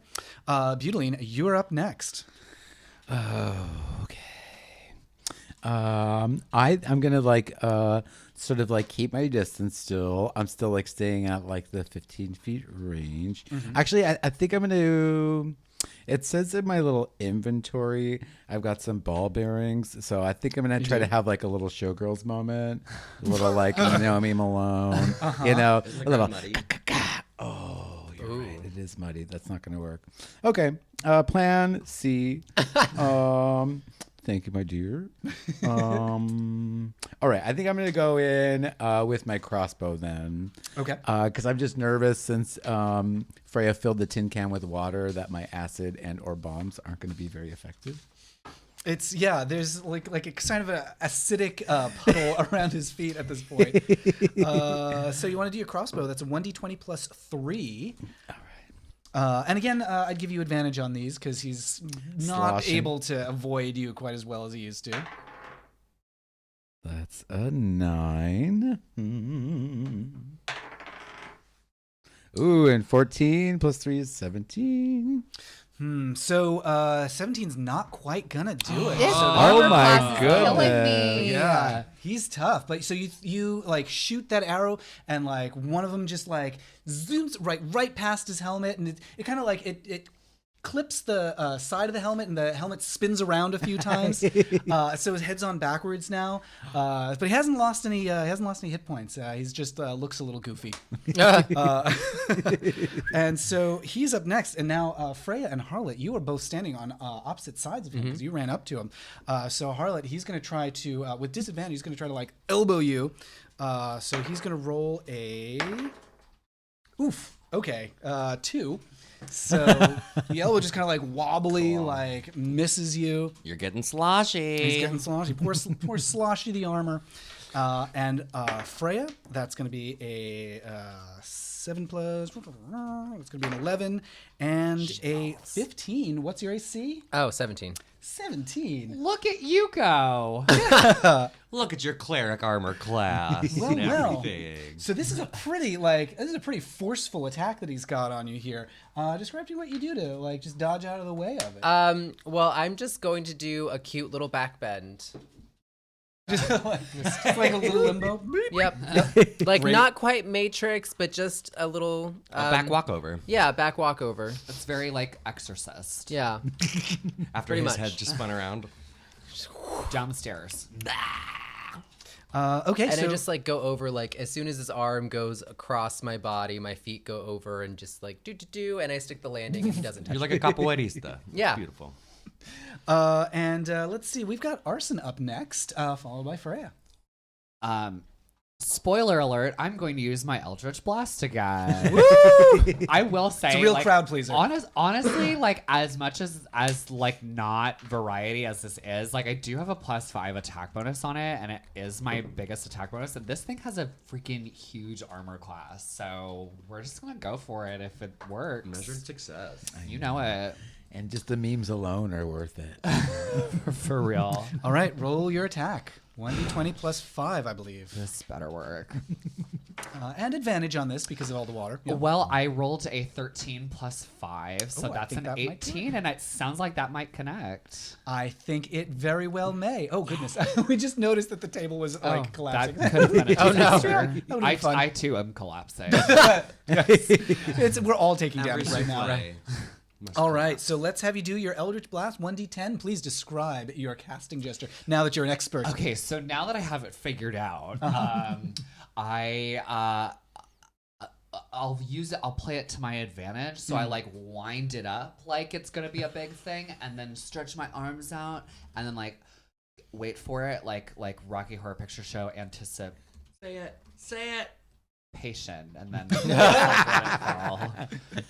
fall. Fantastic. And so once again, like just a bolt of like crackling eldritch energy, and it's as though in slow motion, all the townspeople around are like, ooh, as it like flies across the field, and the bolt of energy like shoots directly through the suit of armor. It staggers backwards, and for a moment, just complete total silence, and then a few little like holes flap open in the suit of armor, and it starts watering the field like a watering can around it, like a sprinkler. And the suit of armor looks down. He's kind of like puzzled by this, and he just turns in a circle, and he's like kind of like wandering around the field, watering it very nicely. And everybody around you is clapping, "Hooray! Hooray!" They're delighted. The suit of armor staggers off into a corner and just like falls over. This is a very like eco-friendly death becomes her moment. Right. It is. The field was a little patchy and dry before, but now it's we're doing Very watered and lush. Yeah, it's lush. Like flowers could sprout here now. We're xeriscaping basically. Okay, so the person with the stripe, the black and white stripes, like peeks back over the fence, and he's like, "I can't believe it! Our heroes have done it! They've defeated the enchanted armor! Wonderful, wonderful!" Everyone's shouting and yelling, and people are holding up signs that just say "Yay" on them. Your makeup is terrible. Yes. Suit of armor makeup looks terrible. Others are holding up like little crude drawings of you. It says, "You're beautiful. You're a model. You look like Linda Evangelista." Did you stone those tights? And he heads over to you and he says, "Outstanding. Well, I think we can tell that the future holds great things for this team, starting with this point for the Miss Wigsnatch contest. Congratulations. My honor to recognize your efforts today." 5 total points for Gryffindor. Yes, indeed. And you kind of like scramble back over the fence, and Bunbury's waiting for you there. As we're like scrambling over, can I use shape water to create just enough dry ice to like have a fog that just kind of like as we're walking away, the crowd Why don't you just create fog, you crazy? Because fog is everywhere. The dry ice is low. Yeah, it's not a cube of fog. I will say, I love the laser bolts that you just shot out of your eyes. Duh. Yeah, like clearly. Don't tell a Genesee how to cast it. I will say, like, you are so inspired and feeling so energized by this victory that you just leave a little trail of shape water behind you that causes like a curling foggy effect that follows along your heels as you go. Perfect. Fog train. A little fog train. Yes. It's like a dress made of fog that rains out behind you. Glamorous. You can take that as a cantrip, maybe. Right. Take that, yeah. Marabou. An entire dress made it out of fog that just attaches to me. Outstanding. I can be like the next Rihanna at like a at a red carpet. Sure. Fog dress. Gentle Don't beauty. judge me. Just wait till just wait till they figure out how to use hydrogel for clothing. It'll Oh, happen. girl. And so that was, I believe, Butylene chose that one. And Bunbury says, "Oh, wow, that was amazing. Freya, you're next. You get to choose the next challenge. We've got Share Your Knowledge, SHARE, and Share Your Knowledge. I'll Which go will with it share be? your knowledge, Bob. Oh. We'll go with share. Okay. We'll go with Share is basically like, Share go with your knowledge. Share Go with share. share. Be safe from evil. May the share be with you. Well, share and share alike. That's what I always say. And, 1 share equals 1 like equals 1. oh yeah, what just a picture of Sherry people like. One and share so, in the hand is worth 2 in the bush. Yes. Yeah. Bunbury leads you along through the fairground. As you're going, the people are like starting to like whisper a little bit, like, "Oh, I heard about that. Oh, I saw. Did you go to the thing? Yeah, I saw the thing." They're all talking about you, and you're taking in the attention, and you barely even notice that from the forest off in the distance that borders the field, there's a little bit of a shaking of the trees just at the tree line there, and Bunbury's like, Did you hear something? No, probably nothing. And you make it to the end of a row of patchwork tents. It's a rickety little wooden building there. It's no larger than a shed. It's got a crooked spire on top. Bunbury pushes open the door, and you step inside this building. It's dark. It's lit only by rows of candles, and there's a woman standing at the far end with cascading, curly black hair, a leather jacket, a sheer black body stocking, and black boots held up by garters. She says, "Welcome to the Temple of Share. I am a priestess of her most wondrousness. You will each be presented with a multiple choice test of your knowledge about the enigmatic goddess known as Share. Answer correctly, and you will earn your team a point. We will begin with you. She looks to you and she says, I sense the power of Cher around you. Oh, really? The power of shower compels you. She says, we all know that Cher's birth name was Sherilyn. Mm-hmm. But what was her first stage name? Was it A, Cher Stakovich? Was it B, Bonnie Jo Mason?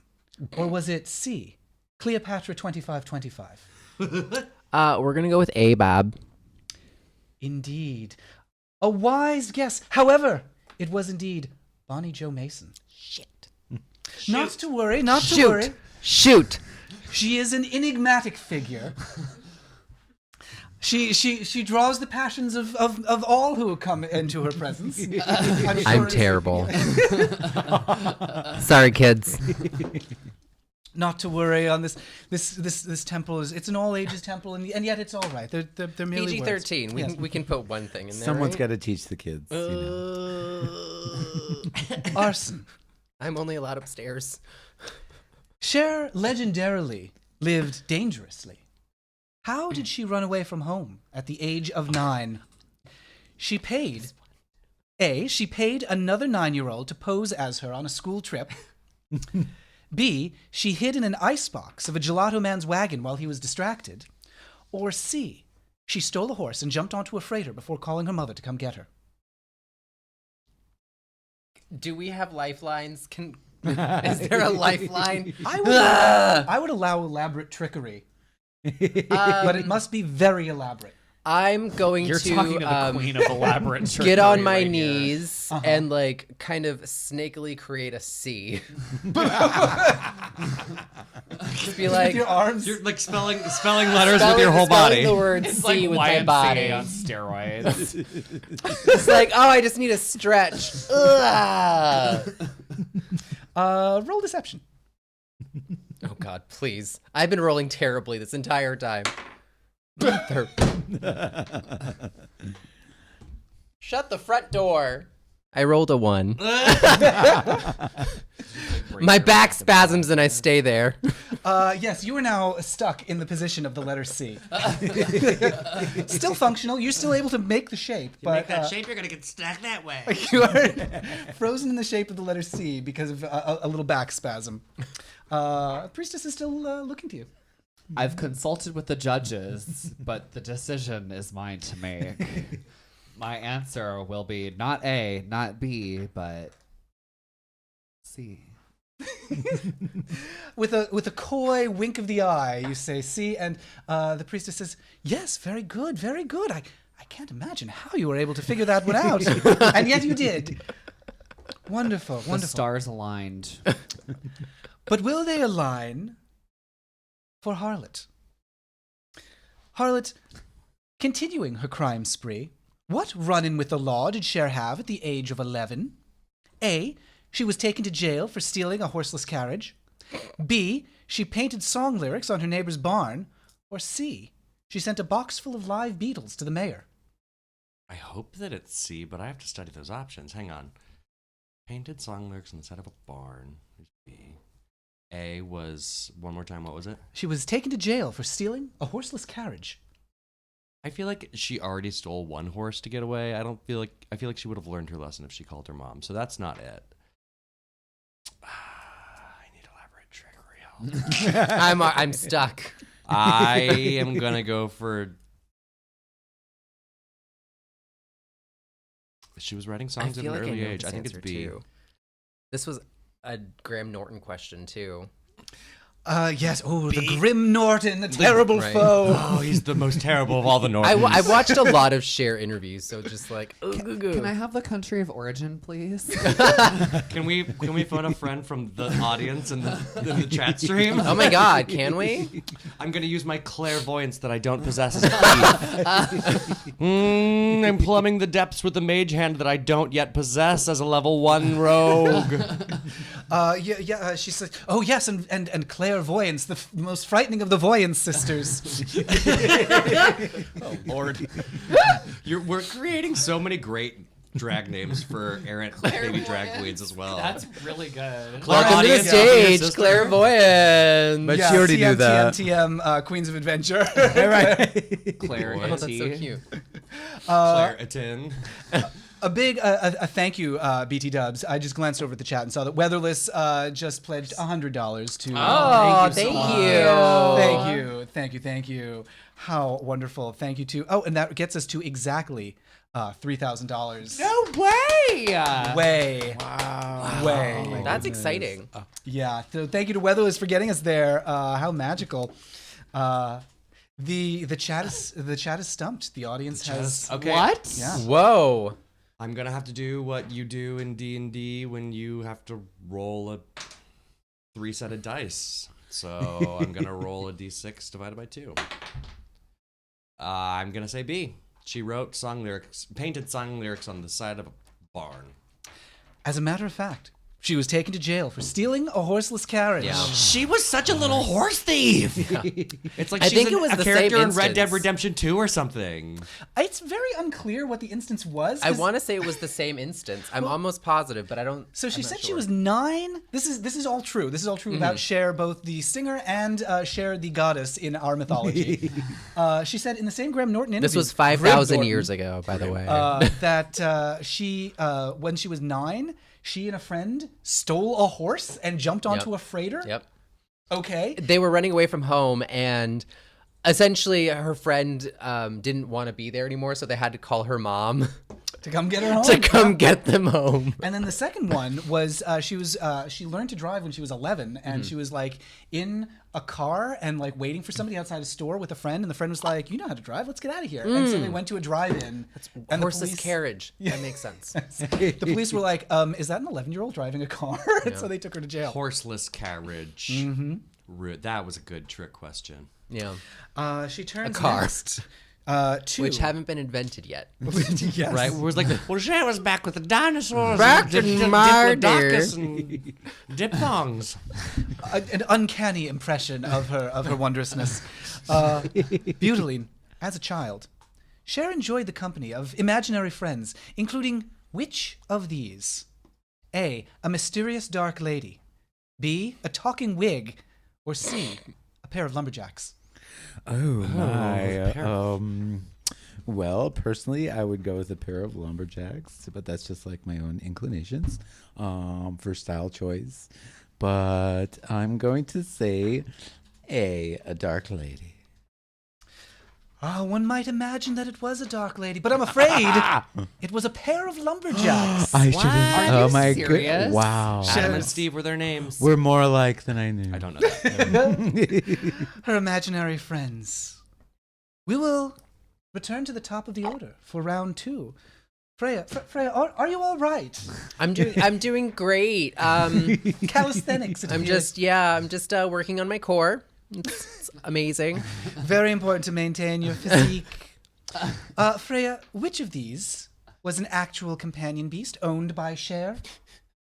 A, an iguana abandoned by another deity. B, a crow who can squawk the first 3 bars of Believe. Or C, a large cat she simply called Mr. Big. I'm gonna go with iguana. Maybe Yeah. From Alice Cooper. Probably. I'm gonna go with iguana rather than large cat. I mean, I know that she's probably like been pictured on a large cat in a bra and a bikini, but we're gonna go with iguana. Before I tell you the answer, please elaborate on Well, like cat in a bra and bikini. so, like back in when people in the 3,000 years ago in the 80s would as? paint these elaborate Norse depictions on top of kidnapping vans. The 1880s. 1880s. So like she's just kind of riding a giant cat in one of those things. So sometimes it's like a polar bear, but Like in this Paula instance, Dean it's writing gonna things be, that yeah. we share. Yeah. Okay. Someone knows what I'm talking about. Have you ever seen like one of those like 80s vans that have like the A mural. Yeah, the an mural. airbrush painting Yeah, of the Cher airbrush, riding yeah. a giant pussycat. yeah. Your evocation of Cher's majesty will earn you a point of inspiration. But the answer was wrong, right? But the answer is a cat named Mr. Big.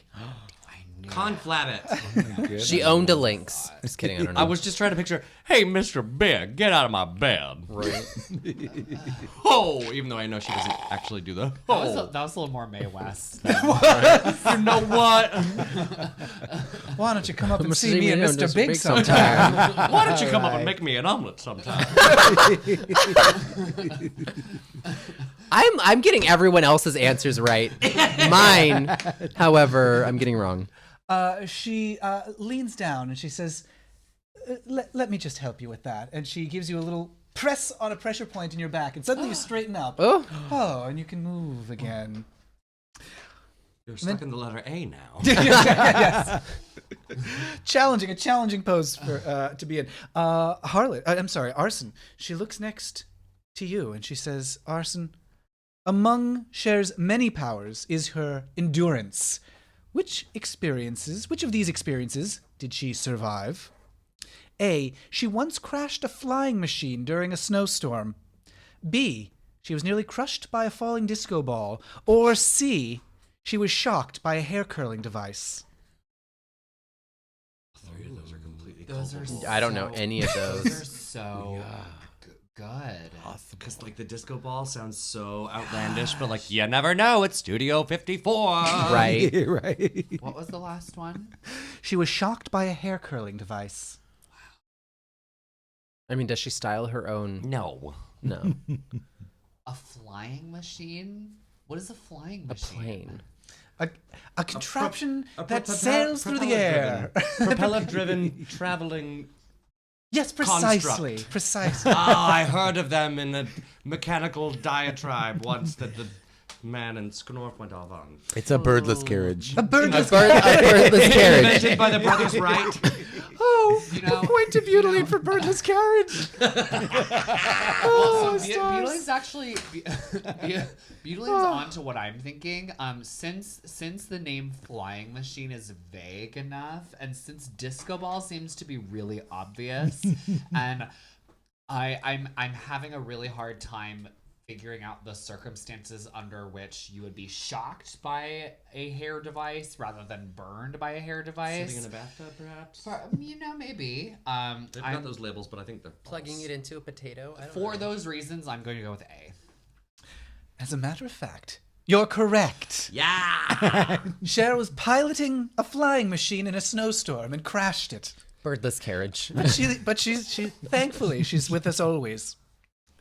Wonderful. Next, Harlot. Which of these does Cher have a collection of? That's an awkward sentence. Of which of these does Cher have a collection? A. Elephants. B. Doilies. C. Bicycle pumps. I want to hope that she's the weirdo that collects bicycle pumps. Right. I don't picture Cher ever riding a bicycle, though, and unless it holds some, She rides cats.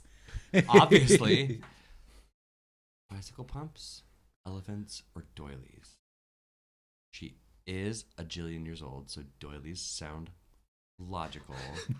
Yeah, all the kids in the 50s were collecting doilies. However, Very popular. I mean, elephants are everyone's favorite pachyderm, so, and everyone's favorite pack animal. Fudgesicles. Freya? How? No idea. I mean, I would hope that there would be a collection I'm of gonna wigs, go with but the most obtuse option and say bike pumps. I'm pretty certain I'm not correct. You are correct. That you are not correct.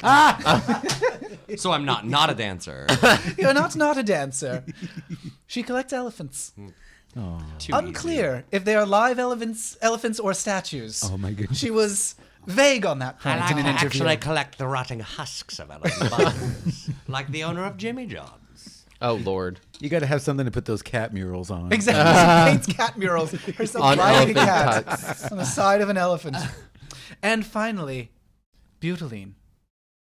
What was the first tattoo Cher chose to adorn herself with? Was it a crystal on her arm with the power to turn back time? A diamond ring on her hand to celebrate her first marriage? Or a rose on her derriere to celebrate her first divorce? Ooh. Oh my goodness. Marital tattoos are the worst tattoos. Oh yeah. I mean, the rose on the behind sounds like a good idea. You are able to The diamond. Oh, I'm able to move. You The can nod your head and diamond gesticulate. ring. The diamond I'm ring. gonna YMCA this one again. Just be like, oh, White fingers Hold on, in. hold on, wait. Hold on, wait. I can't remember which order was what before I start YMCA. Without knowing which one it is. the first tattoo, and it is the first tattoo that Cher chose. Oh yeah. A crystal on her arm with the power to turn back time. A diamond ring on her hand to celebrate her first marriage. Or C, a rose on her derriere to celebrate her first divorce. All right, my horns are buzzing. I'm getting a reading. I'm gonna say a rose on the tush to celebrate divorce. Uncanny how your certainty about the correct answer. Yes, indeed, a rose on her derriere to celebrate her first divorce. What a magnificent gesture. Was it in the center? Like, Yeah, it was there like any- right did you- above her did- ass. did- Like it's oh, on, okay. it's kind of like in the tramp stamp area. Oh, nice. Yeah. Yeah. Congratulations to Cher. And to the team, a mixed results, I would say. Yeah. Not for me. She's not my deity. She never saved me. With the exception of Arson, who got both of her questions correct, though it seems with some divine intervention. I will be sending you in an invoice at a later. 50%, just like high school. You know. Arson, your devotion to the majesty of the goddess that is Cher is admirable.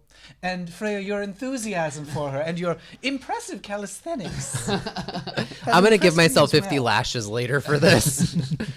1, 2, 3, 4, The individual 5. variety. Also, just quick tabletop. Now that we've established that Cher is pretty much the benevolent deity in our campaign, I wonder who the devil parallel is. God, that'd be. Well, yeah. We'll We have to compose- decide. I that mean- It's at a Baby later Gaga. date. It's Baby Gaga. I mean, they've worked together, I believe. Well, She's she a does. troll. She's not a big fan of Madonna, Madonna. but I am. I'm a fan of both. I feel Doesn't so she bad. tweet 45? Like, Oh my every day? God! Yes, I mean Yes, 45 that's would be true. yes. You know what? 45. That's who it is. That's right. Because I would hate to put Madonna down in anywhere that's not at least on the far right hand side of Cher. Better hope none of her interns are listening. Right? They probably are. If you're listening, send her this. And so the priestess, she leans in close to Freya and Arson. She says, "Don't tell anyone I'm doing this, but here's a little point for your team. I like the cut of your jibs. I love jibs. Thanks, they're guests. Bunbury has been watching, and she says, "I think you've done well. I think you've impressed her. Come on, we should go. There's only one challenge left." And I don't even remember whose turn it is to choose. It's mine. Using the God-given powers of free will, I would like to choose the only choice that's available and select share your knowledge. This time spelled SHARE. Excellent choice.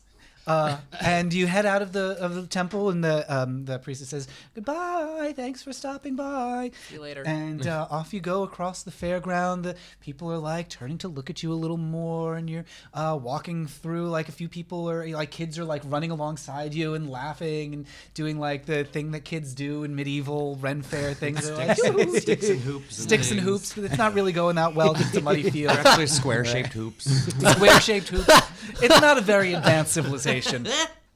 And as you're going, you hear the music of the festival and the people chattering around you, and you hear from somewhere off in the distance a thumping sound of heavy footfalls. And once again, Bunbury's like, "I could have sworn I heard something. Oh well, I'm sure it's nothing. It's probably nothing." And you arrive at a striped tent on the far side of the field near a crumbling rock wall. Bunbury pushes aside the tent flap, and inside you see a wooden picnic table. Oh, I love picnics. Sitting on one side of the table are some dwarves, conferring quietly with each other. Hi, guys. One of them, a bald man with bushy eyebrows, quiets them down and then gestures to the empty bench on the far side of the table. You all sit in a row on the far side of the picnic table, and the dwarf says, "Now then, this is a test of your ability to pass the wisdom of drag along to others. You will each have 2 minutes to impart some of your makeup knowledge to the judges, to do, one might say, a makeup tutorial."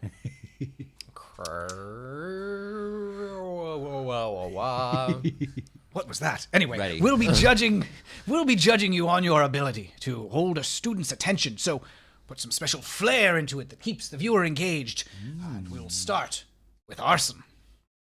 2 minutes. And if you're ready to begin, begin.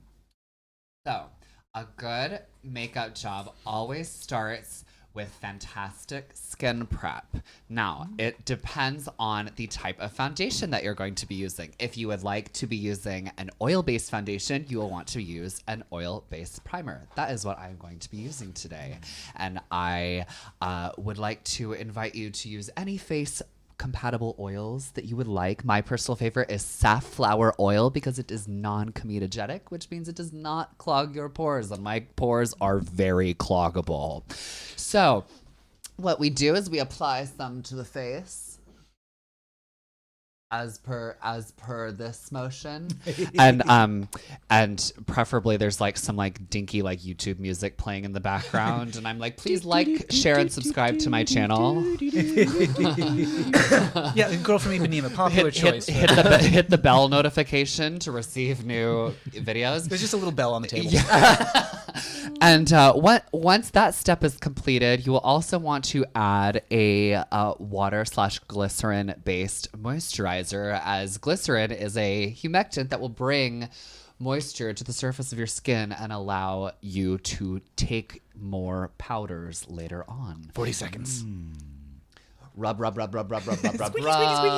And then for your very last step of skin prep, before going in with the rest of your makeup tutorial, you will want to use a finishing spray, which you should also use at the very end. But for now, you want it so that you can add even more moisture to your face. And I'd like to take out a fine mister and just 15 seconds. Spritz, and like spritz, and keep spritzing so that like my face at this point is like dripping with like moisture, and it's like rolling down my neck, and like I buff it in a little bit. I'm like, it's time for you now to get started on your makeup. The judges have been watching. Some of them have been trying to follow along, and they're quite damp. They've all been moistened, and As they should be. they've got like a nice like powdery like a nice foundation set for themselves. Really healthy skin after having been through that. He says, "Excellent, well done indeed." Next, I believe we have Harlot. Today I'll be showing you how to apply the perfect upturned smiley lip. As you can see me showing you here. First, you're going to need a few things. You're going to need your lip liner. You're going to need a nice lip brush. You're also going to want to make sure that you have a small brush and your highlight cream contour color. I'm using this one. Also, I'm going to be using the lip that I've already applied, which is my base here. And I'm going to be applying a smaller...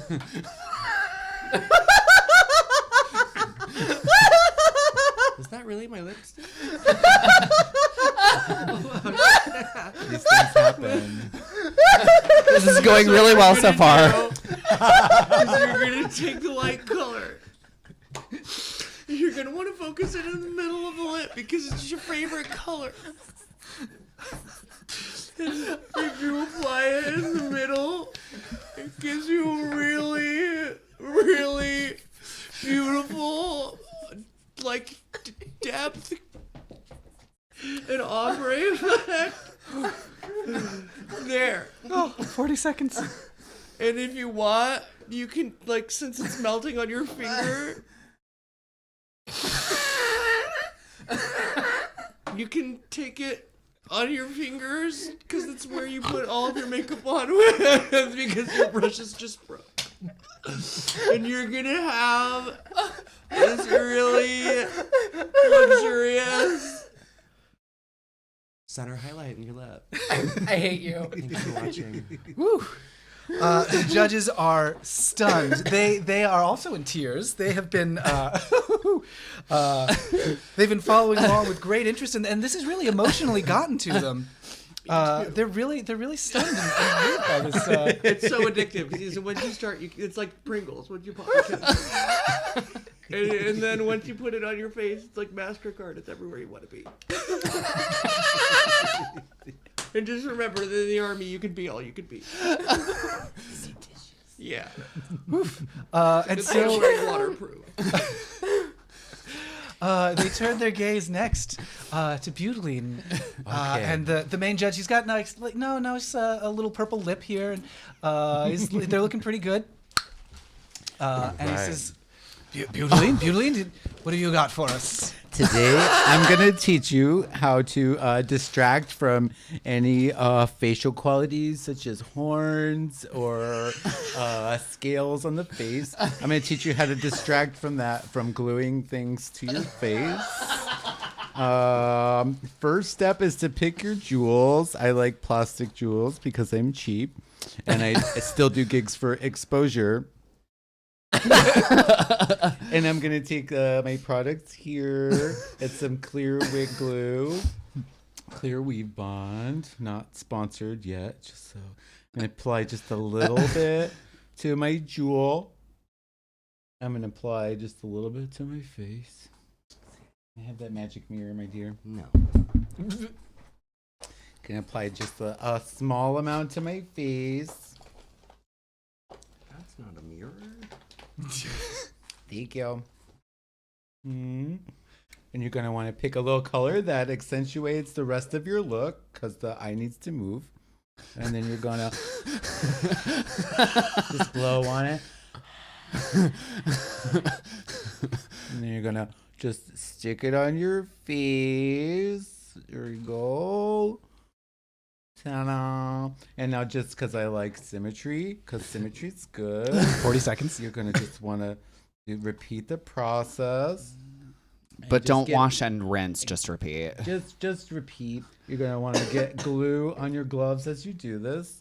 That'll come in handy later. And then go. And it's going to be just like a fresh and natural look. Okay? And there you go, in 2 minutes. Outstanding. Wow. The judges, the dwarves, all have little jewels stuck to their faces now. They're glimmering and shining. They look gorgeous, and they all turn to Freya next. And Freya. Hi, Sasters.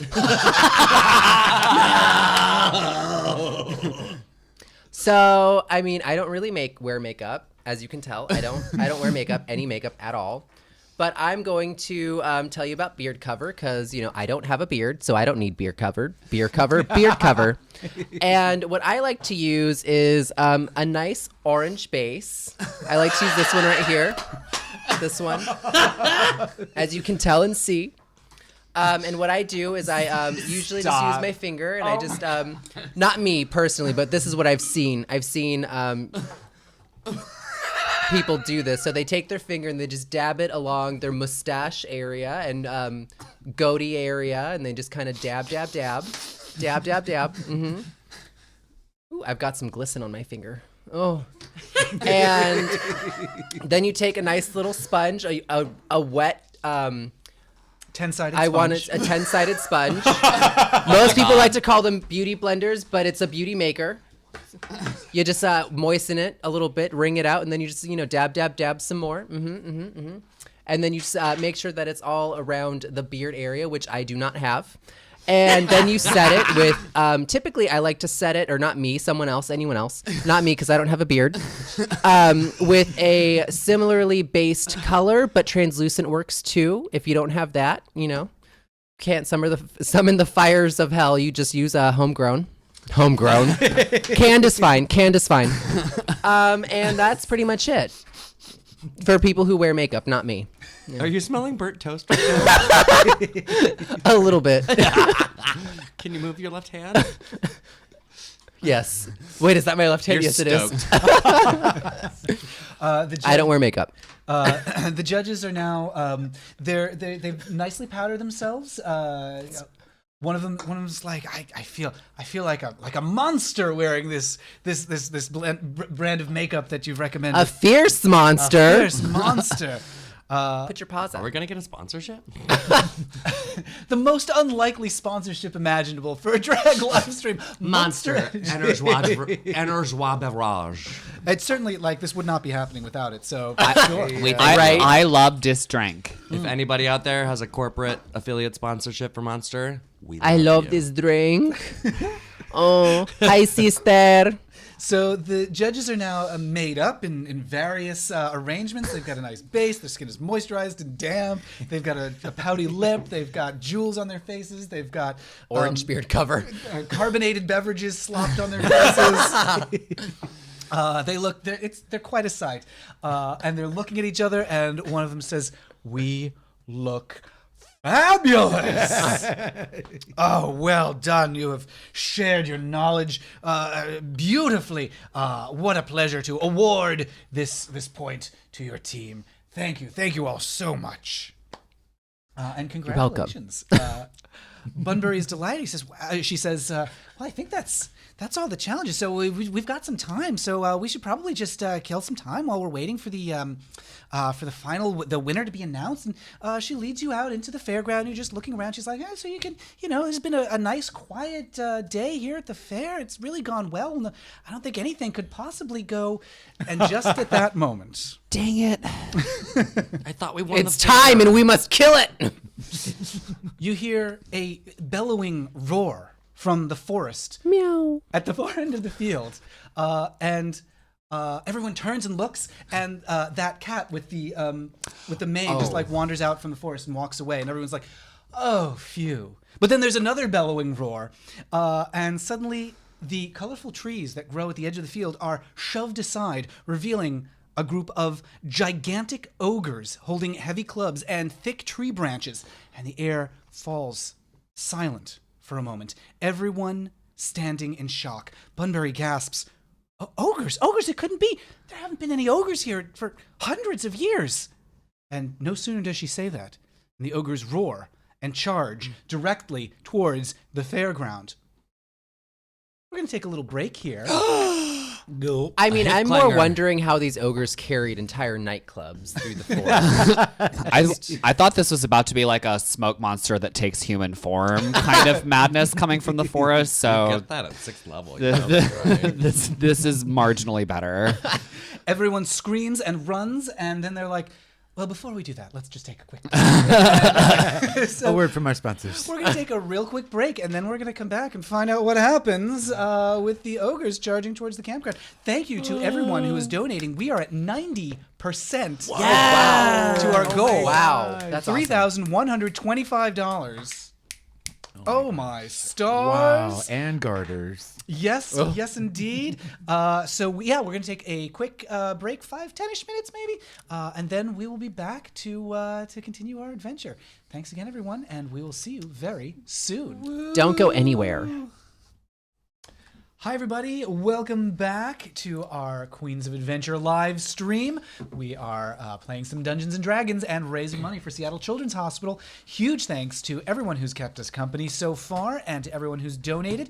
Looks like we are at 90% of the way to our goal, which is incredible. Yay. I think we were just like 58% of the way there when we started. So, You guys have moved so fast. Thank you, guys. holy Right? cow. That was awesome. Yeah, we need, let's see, what do we need to raise? We need to raise $331 to make it the last of the way to the goal. So go to bit.ly/extralifeseattle and chip in $331 or some fraction thereof, and we will give all that money. 100% of what you give goes to Seattle Children's Hospital, which is just so exciting that you guys have been so generous and so wonderful and such great company for this game. We've been having a fabulous time, and I will say, as a special treat, if we do make it to our goal in this stream, there are some guests who may make an appearance if we get to $100.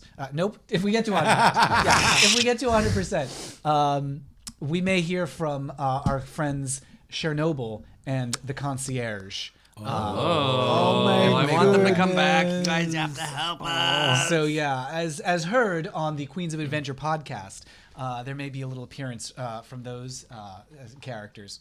For a second, I was like, Nick Jonas is going to be here. Jonas is here. Everybody. Special guest. Surprise. Ben de la Creme's here too. Oh my goodness. Nick Jonas and Ben de la Creme. You brought Abraham Lincoln back from the dead? Nick Jonas, Abraham Lincoln, Ben de la Creme. Turns out they're all the same person. Called it.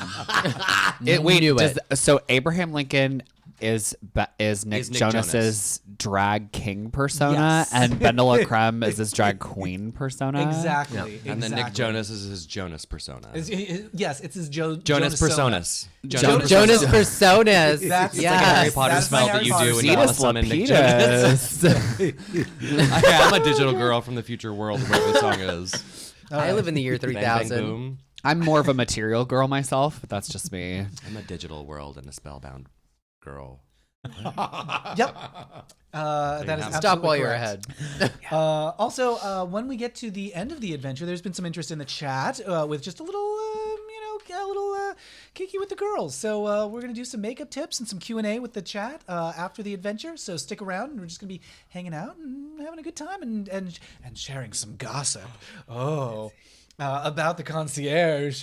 Ooh, I hear he has a thyroid condition. What? And that's the tea. That was like a throwaway line in a podcast episode from 3 months ago. So, Coming in with the deep cuts. I see you. well, the thing is like we listen to the episodes like 7 billion times Right, before they go out to edit them. So, Oh, gotcha. And then know we everyone. completely forget what goes on until we actually listen to them.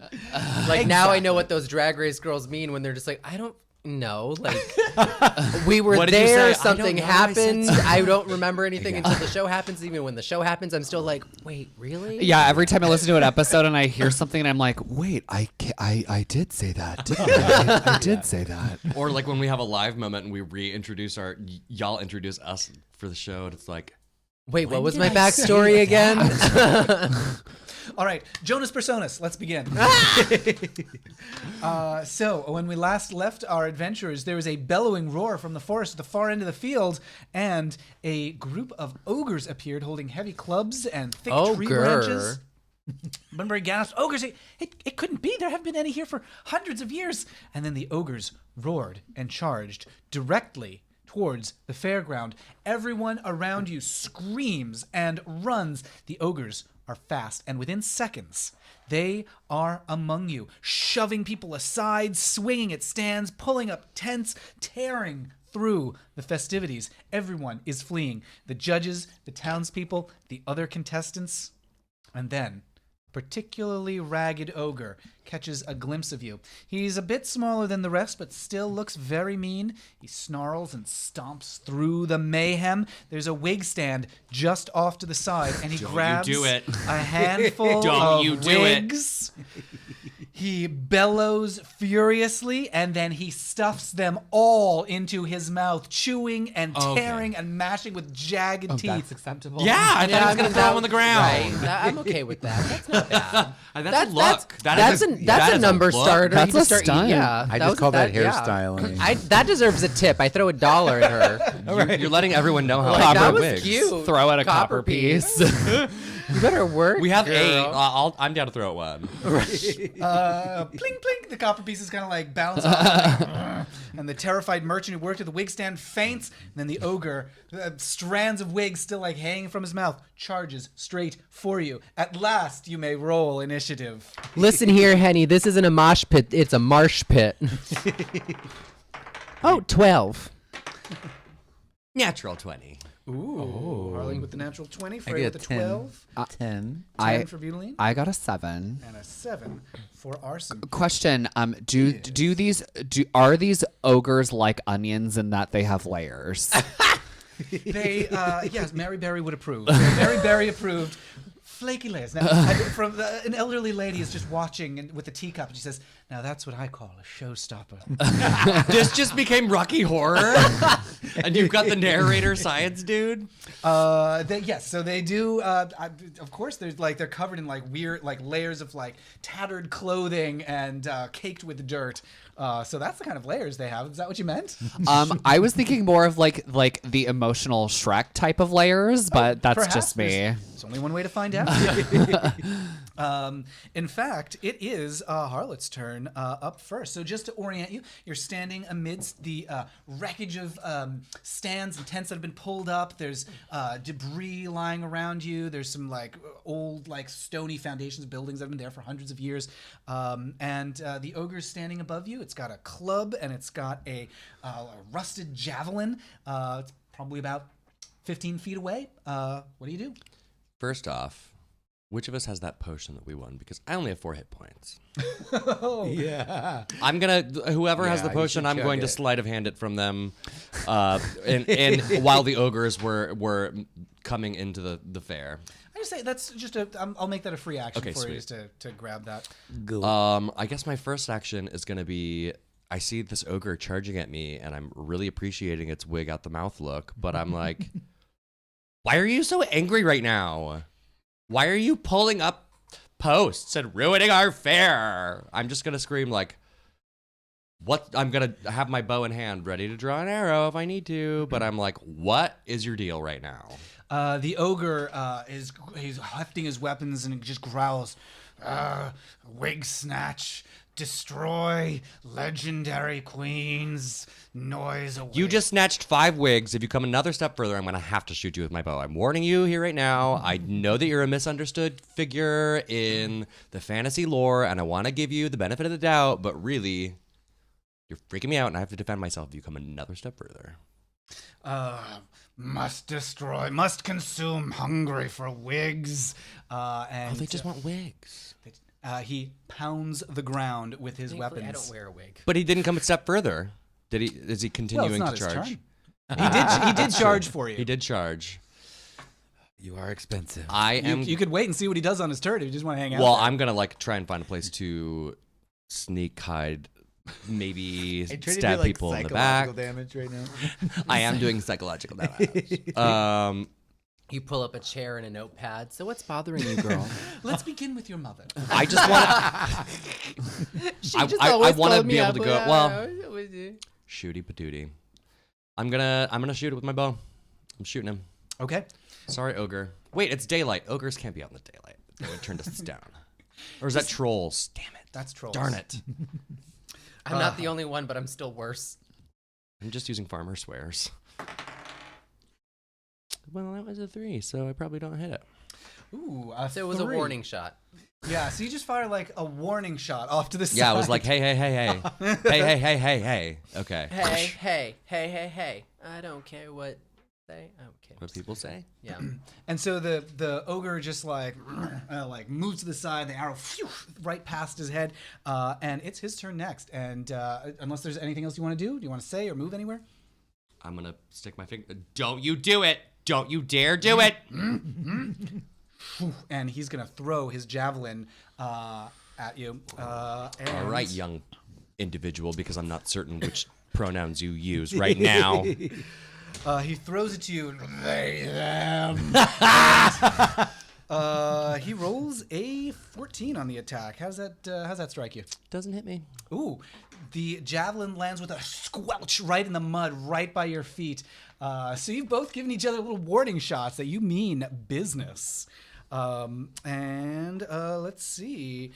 He takes a step a little bit closer now. He was 15 feet away. Now he's about 10 feet away from the whole party. Up next, we've got Freya. All right. How far away am I? 10 feet. 10 feet. 10 feet. Okay. What do I want to do? There's like plenty of things that I want to do, but I kind of feel mad. Bad. You're just overwhelmed. I'm having a stroke. Somebody's like, she doesn't even go here. I'm going to swiftly run up the ogre and try to stab it in the head with my trident. Okay. Casually. Just Roll your attack. And just to prepare you, it's going to be Butylene and then Arson next.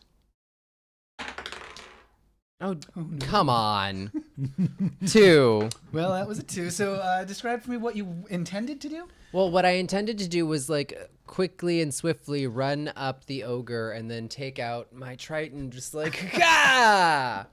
But I mean, since that happened, I'm gonna take 2 steps and just fall face first into the mud. So I'd say that's probably about right. Yeah, you're like, your eyes were like fixed on him, and you take a step forward and you just like splat, face first, trident down, and then you like raise untied. and you raise up and look around, just like I meant to do that. it's like spit dirt out via Winifred Sanderson. Yes. Yep. It's a clod of earth. And so you're now 5 feet in front of him, and it is Butaline's turn next. I'm still 10 feet away. Yep. Okay. I think I'm gonna take my second. How many ogres are there total? Just one that's focusing on you right now, but like the ogres are like just running around the whole fairground right now. People like screaming and running away. Other drag queens have like just thrown their drags aside, to, like try to make it to the exit. They're just feeding the ogres wigs. Try to slow them down. All right, I'm going to. I am going to throw my second acid flask right in the middle of his face and have like a female trouble moment. You know? Roll your attack. Oh, big acid, no whammies. Oh, what's that plus dex? That's gonna be plus dex. 1d20 plus 1. Oh, that's 9 total. Okay. A lot of warning shots going on here.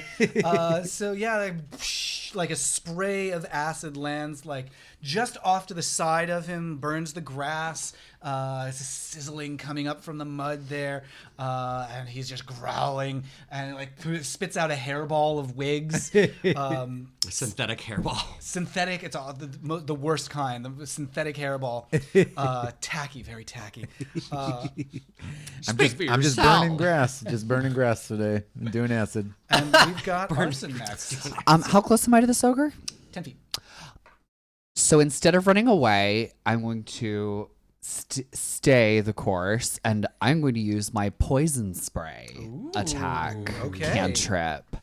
Yeah, and I like to cast it in the way that, like, if you've seen the Evil Dead remake, where like she like unhinges her mouth and there's like blood that like vomits out of her like throat. I'd like to do that, but with poison spray. Okay, so you do not roll for this. This is going to be a con saving throw. Sure is. For the ogre, for this ogre, let's see how he does against what's your spell save DC? I think is it 13 for you? Oh goodness. Right now it's a 13. Okay. So he has rolled a 6.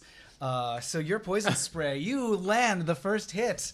And First blood. so describe for me, like, what were you doing with the poison spray? Yeah, so I sort of like unhinge my jaw a little bit, and it like drops abnormally low, and I just go "Ah!" like, and it just sprays out of my mouth. Also, like in Problem Child, when like he gets a hold of the spinning thing. and, Yes. like, the guy shoots chocolate milk, and there's obviously a hose attached to the back of his face. but this is Precisely.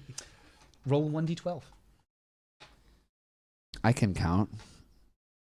It's the white one. That's a 6. Okay, so that spray, the spray just like blasts forth from your face, like washing over the troll. Sorry, the ogre. It's just dripping with this noxious, gooey spray, this fluid. He's gonna take 6 points of damage. That's what happens when you mix liquors, kids. Doesn't Don't ever go do well. Stick to one and go with it. Stay the course. Noted. We're back up to the top of the attack. It's Harlot's turn. All right, so he is facing me. He's facing. Where's Ogre facing? He's them. facing the party.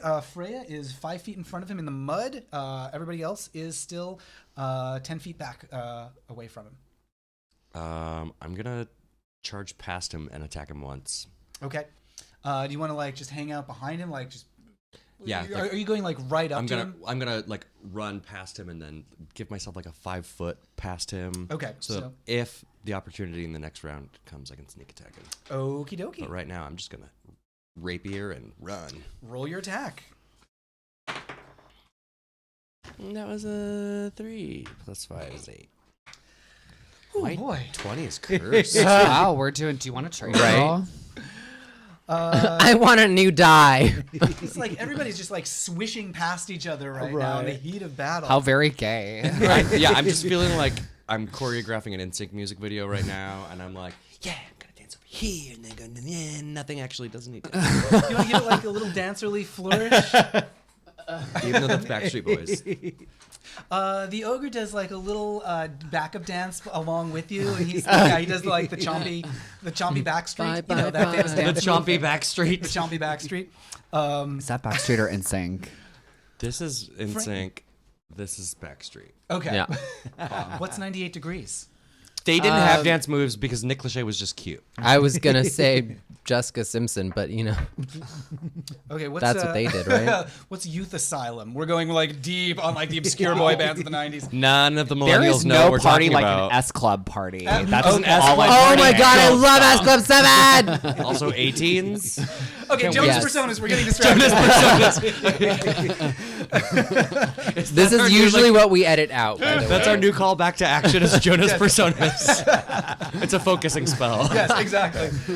So you do a little dance move. The ogre, like, just out of like, it seems like muscle memory, does a little dance move. What am I doing? Along with you, and now you are standing just to the side, Harlot, of the ogre. The ogre, it is his turn next.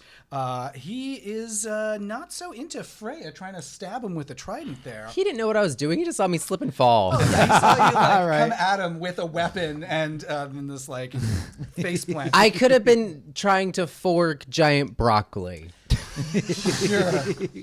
Sure, Lieutenant Giant Broccoli. You're aiming for him. She She just really likes fresh breath and offering trident to a smelly Yeah. ogre. He raises his great club up and he is going to bring it down towards you. Woof! He rolls a 23 for you. That's a hit. Nurse. It's a Billboard Top 200 hit. Wait, that is that is a 1d8 plus 4, so you're gonna take 5 points, the lowest amount actually. You rolled a 1 there, so you're No gonna take way. 5 points of damage. Oh, what do you know? I'm left with 5. So just slam like a splash of mud, and that really hurt. And little bits of like wig fall down onto you. And who do we have next? We've got. Moi. Is it your turn? It Yeah. is. Not. Yes, it is. Freya's turn next. Darn it. So I'm gonna try this. Actually, you know what? Since I'm on the ground, did he thwopped me with his club, right? With the club, yep. He did indeed thwop you with the club. You've been thwopped. I'm gonna dizzily get up, and I'm just going to try to stab them in the thigh with my trident. Okay, roll your damage. Roll your attack.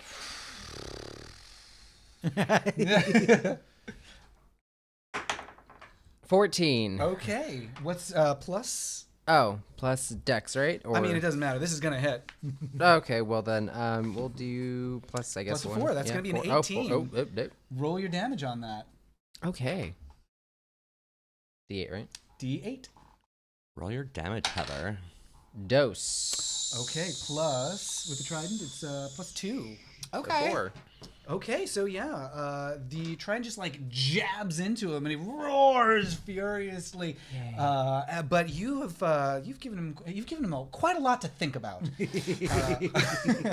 He's not happy about that, Freya. But you're like just like the trident is just stuck into his side. And next, who do we? Do you want to say anything or do anything else on your turn? You know what? No, I'm not gonna say anything because I'm just gonna keep it to myself. Quiet, smoldering intensity. We've got Butylene up next, followed by Arson. You know what I was probably gonna say? All right. Something I can guess. Something along the line of Joan Crawford. Bring me the axe. Yeah. Oh, okay. Yeah. Well, I mean, something. I was Bring like, me the no axe. more Yeah. wire tridents? No more wire tridents ever in this house. Ever. Pepsi Company. Only wooden tridents are allowed in this. I've got an itchy bomb satchel, so I'm just gonna kind of. As do I. You know, I've been sitting in this chair for a while. I might make you roll a medicine check for that later. There's an ointment. So I'm gonna try to just throw a bomb right at his face. I'm just going straight for the face. Roll your attack. I'm gonna stick with this one. I'm gonna keep the face. It's my D20. Yeah. Oh, 17, 18 total. Ooh, okay. So you are going to roll your damage next. That's going to be a 1d6 plus 3. You better. Yeah. Red. This one. Oh yeah. Why is it so hard to figure out the normal done? D6. What's that? 5 total. Okay, so he's going to take a 5 points of damage as a fireball just erupts all around him. Just a giant wave of fire scorches up his body. That's 5 points there. And as it happens, Freya and Harlot, you are standing very close, and you're going to take a little bit of damage from this as well. Cod swallow. That's going to be 3 points of damage for each of you. I'm down to 1. I'm down to 2. Can we share a health potion? Right. Not yet. You I already was going to wait chugged till I it. took more damage. No, I didn't heal myself yet. So you are quite singed by the fireball. But Butylene, you have inflicted some significant damage on this thing. It's looking like just blackened and charred all over its body. Any catchphrase or anything else you want to do on your turn? Take that. And then I think I'm gonna do kind of to a 45-degree angle. I'm gonna just do a cartwheel and kind of get a little closer. Ooh, okay. You want to get within 5 feet or so? Yeah, exactly. On the opposite side of Freya's trident to the ribs. Okay. So you yell, "Take that!" at him as he Kiss my acid. Great, perfect. As you cartwheel towards him. Yeah. And so you are getting closer. You're all kind of surrounding him now, though Arson, you're hanging back a little bit. And it is Arson's turn. And also, BT Dubs, just a reminder that Freya does have some healing spells. I do. 2, in fact. Options. Why fix what isn't broken? We're going to do poison spray yet again. Fantastic. So he's going to roll. He is going to roll. Boy, oh boy, is he ever. Let's see what he gets. Ooh, he got a 3 on that one. So he is going to take, what was the damage on that one again? I think it was D8? 1d12. A 1d12. So he's going to take a little bit of damage. And once again, same gesture with the unhinged jaw. Yes. This is I'm just sorry, Arson you rolled 4 this years one. prior. Yes. Bah! Yeah, precisely. Yeah. But it's kind of got that demonic, you know how when people get possessed in the movies, they have that undertone that's kind of satanic. That's their voice, but also not. It's like a deepened second track. Absolutely. underneath. It's like a harmony. It's a triad or a pentatonic fifth. For sure. Okay, that was a 3. Okay. Acceptable. I'm going to do 3 points of damage on that guy. So let's see. Yep, great. So once again, the poison spray and your deep and pentatonic voice. And he's blown back a little bit by the poison spray, just drenched again. It got into his wounds a little bit, the singed wounds. So he's not looking good. He's kind of staggering, swaying a little bit. And all around you, more people screaming and running and trying to get away. Some ogres are chasing a herd of cats off behind one tent, and then the ogre comes running out, and the cats are chasing him back the other way. On the end of my turn, I'd like to cut my hands together and shout, "That's what happens when you don't use skin prep before foundation." The dwarves from the makeup tutorial are running by, and they're like, "We just learned about that." And they keep going. Just chaos all around you. Arson, after you, is going to be Harlot. So right now you are standing off to one side. Freya, you're in front of him with the trident pointed at him. Butylene, you're standing on the other side. You're all around him. What are you going to do? If he's tridented, I'm going to double attack. Sneaky tacky. Yeah, you do have that. Can I Here's a question, actually, before I make that decision. Can I drink a health potion and attack in the same round? I'm going to say, let me see. I'm going to take a look at what you've got here. Can you like incorporate the health potion into your attack? Right. All right.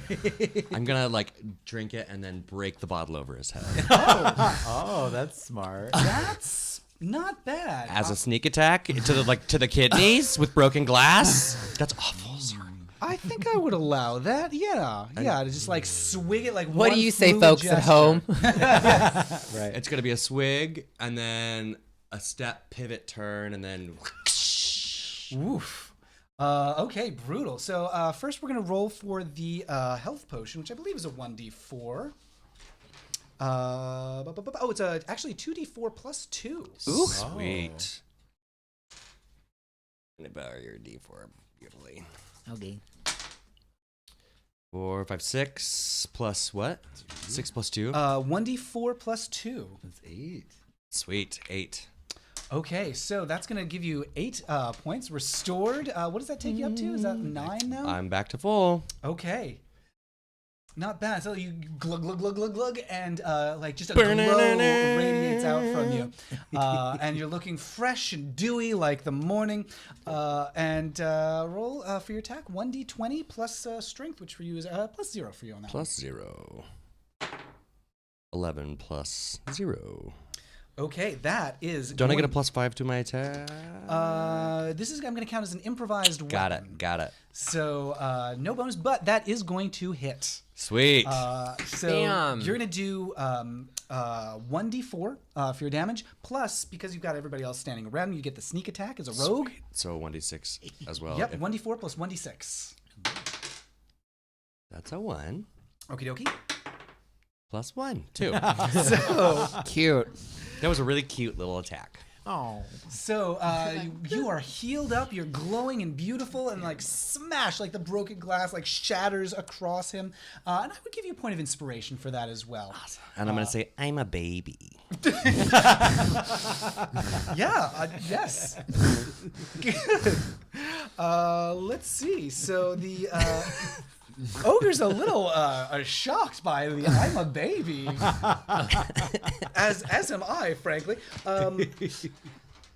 So he's going to. He was probably going to attack you, but he's like, "Well, it'd be unsporting to hit a baby," and so he's going to go for one of the figures surrounding you. He looks over at Butaline standing off there with the bombs, and let's see. He's going to raise up his club at you. That's going to be... Oh, boy, that's an 8. What? So what's your AC? 12. 12. So thump. Just a squelch of mud flies all around you again. Not a hit on that one. I do not work at that club anymore. They couldn't meet my fees. Squelch? I hate that club. It's over. Squelch is over. Okay, so we're passing it along to Freya, followed by Butaline. All right, so what I'm going to do, since the trident is still stuck into his leg, I'm going to use it as a trampoline to jump on top of and... I didn't know they made rubber tridents. well, I mean, it's like a... Have you ever... like when you just... Use your words. Yeah, Use your I'm words. trying to.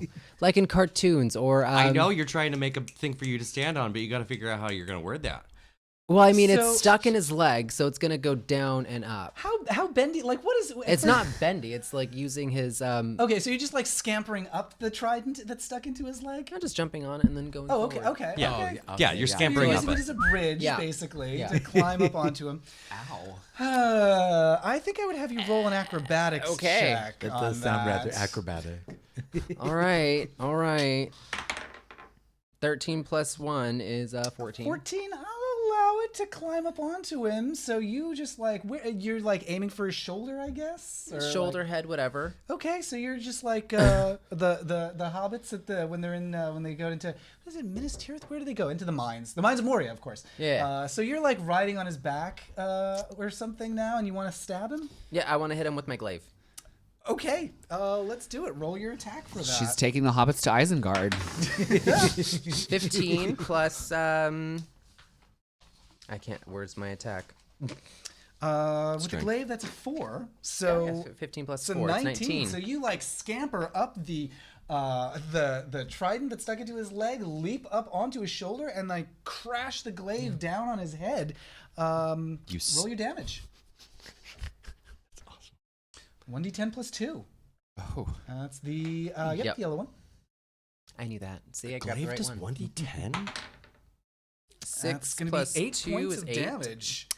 Wowee. So yeah, you do 8 points of damage, just like a crash, and he just roars, the glaive like down on his head, and I hastily Google glaive because I'm not sure what they look like. Yes, okay. It's like Blade's little throwing Blade knives. with yes, exactly. It's a knife with a long handle. I just want to make sure I was describing the right thing. Right. So yeah, you just do like a tough like slice into his head, and he's roaring, like trying to shake you off now. Anything else on your turn? Don't fall in real life, girl. Fell. Great. Fall over while we're live. Just boom.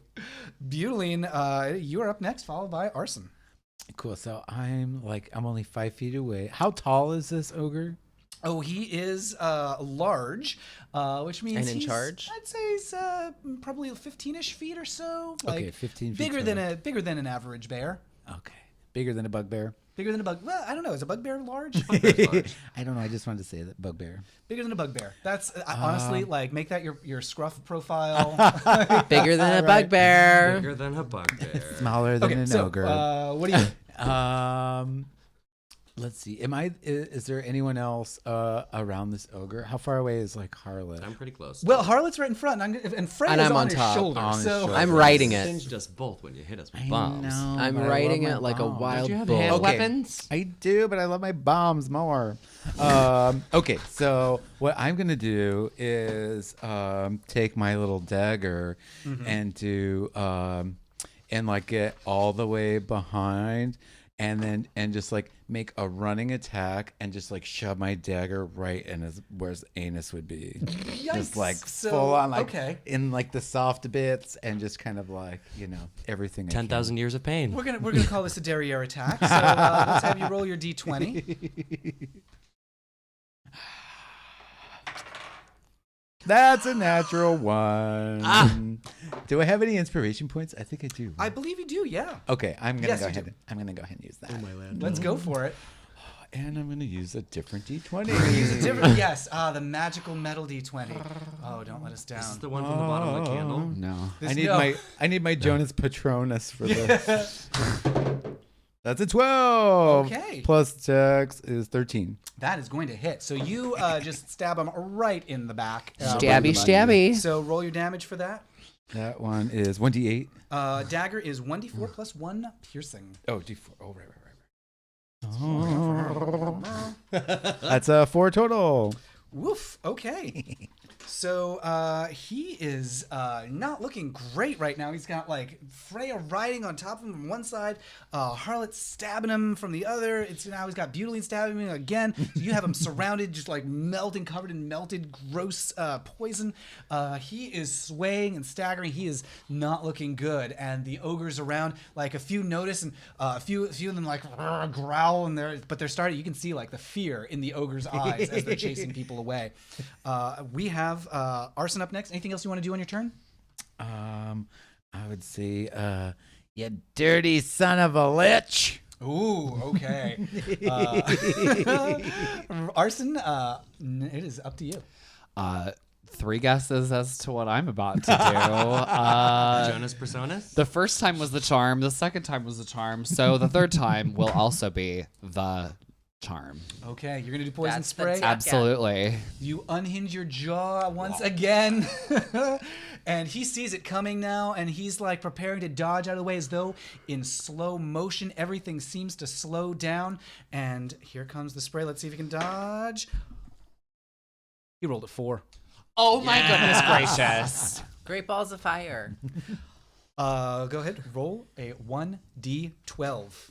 I will say, 12. This ogre is not looking very healthy at the moment. 11. Wow, that was like a witch dice too. Like it. Yeah, it hung on the edge, and then it. The spray like blasts towards him. And he like tries to wobble this way, but Freya, you're like top heavy on him now, and he's like I'm very top heavy. thrown off balance. The like sharp stabby in the butt makes it hard for you. He's like, ooh, and like tries to like get out of the way of that. And there's just nowhere he can go because you've all got him surrounded at this point.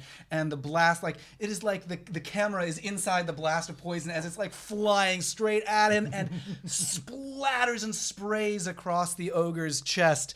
And he wobbles and leans backwards and leans forward and then crashes down towards the ground and growls one last time, and all the wigs come like rolling out of his mouth as he belches them forward and Hairball. then settles, quiets. I want to check his pockets. As Harlot is rummaging through the pockets, the other ogres are chasing around the field. They're running in every direction, and they see like one of their compatriots has been knocked down. You are the only ones to have fought back, and they're stunned. They're startled, and they're like, oh, get out of here, run! And so they all start fleeing back towards the forest. They're beating a hasty retreat. As they're going, they're like, and they're stealing his stuff! And they're fleeing back towards the tree line. And people are slowly picking themselves up around you. From the ruins, they're climbing out from under collapsed tents. They're struggling to their feet. And the contest judges that you were impressing at every one of these little stations, they regroup as people are dusting themselves off and trying to rescue people from underneath the rubble. And they confer with each other, and they head in your direction. And one of them says, we hold this fair to remember the legend of the great queens who have not been seen for many centuries. Among all the skills for which they were renowned, one value was held up above all others, and that was their steadfast dedication to standing their ground, protecting those who could not defend themselves, and refusing to let ogres eat their wigs. Today, right. You have made those great queens proud. Allow me to present to you the grand prize of the Miss Wigsnatch Commemorative Fair. And the crowd cheers. The muscular field hands hoist you all up into the air. Bunbury is down below on the ground, beaming up at you, and she calls out, hey, you all make a great team. You ought to put on an act together. And from off across the field, a man in a top hat with orange hair rubs his chin and nods. Congratulations. You have completed Enter the Wigsnatch. Oh. Yay. Well done, everybody. Oh my goodness. Thank you all for participating in this quest. Thank you everybody for joining us. We're going to be hanging around and chatting and answering your questions and talking about makeup and stuff. And let's Or just whatever check you want. The fundraiser, we're at 92%. Oh my gosh. Oh, Everybody, wow. We are so close. That's exciting. $3,166. Oh my gosh. Oh my stars. We are about, what is that? About $300 away, less than 300. That puts us at $290 away from our goal. Oh my gosh. Oh my gosh. Can we get there? Abatrax says the ogre forgot to moisturize. That's what happens. Right. Uncle Deadly says, did he just call Freya top heavy? And Abatrax says, I'm verse heavy. Oh. Call me. Yeah, you got some Fanfare. suitors. Right. from Liam Hey, the I Last. mean, she's single. Woo woo from the Verst. Abatrax sends us like confetti bursting out of a little confetti cannon. Yes. Ref Gemlin says yes. Uncle Dudley says Matthew makeover time, which is alarming. I'm waiting. don't know what Smell that a is. special I think they came episode. They might have. I'm ready to paint you and put you in hair. We could do it. We could do it if that's what the people want. I'll glue some stuff to your face. Okay, let's. All right, poll of the audience. Do you It's want to all see? ogre Do you want to now. see our beautiful dungeon master Matthew in drag? Should I? Yeah. Do you want to see a makeup tutorial? We've been talking about this I mean, a if lot. we make it to our Close goal, we'll think about it. Yeah, get us to our goal. Get us and to our goal and we'll make it happen. We'll make it happen. We'll We'll sissy our DME. yes, yeah. God. And then Dungeon Daddy will have to be the dungeon master. Mommy? I'm your dungeon mommy. I don't know, a lot of ambivalence from the chat right now. They say, yes, that's what the people need. Yes, it is what we want. Yes, yeah, obviously, yes, absolutely. So clearly they don't want that to Hard happen. to say what the I people don't- want. I don't know. Simbar's being very kind, and Abertrax asks, what's Matt's drag name? Yeah, what's your drag name? Agatha Matt? Crusty, of course. Yes. Demand donations for it, Matt says. Ref Gemlin, yes, if we make it to 100%, we are so close. We need to raise $290, and we are going to make it to our goal of 3, 4, 5, 6, 7, 8. Wait, seriously? That's kind of 3, 4. Yeah, I love it. That's awesome. Yeah, I was wondering why it was such a specific dollar amount, but that is the answer. So our first year, I think the goal was 500. Second year, it was 1,234. Last year, it was 2,345. This year, year's it's 3, 4, 5, 3,456. And next year, we're going to have to raise $4,567 and 78 cents.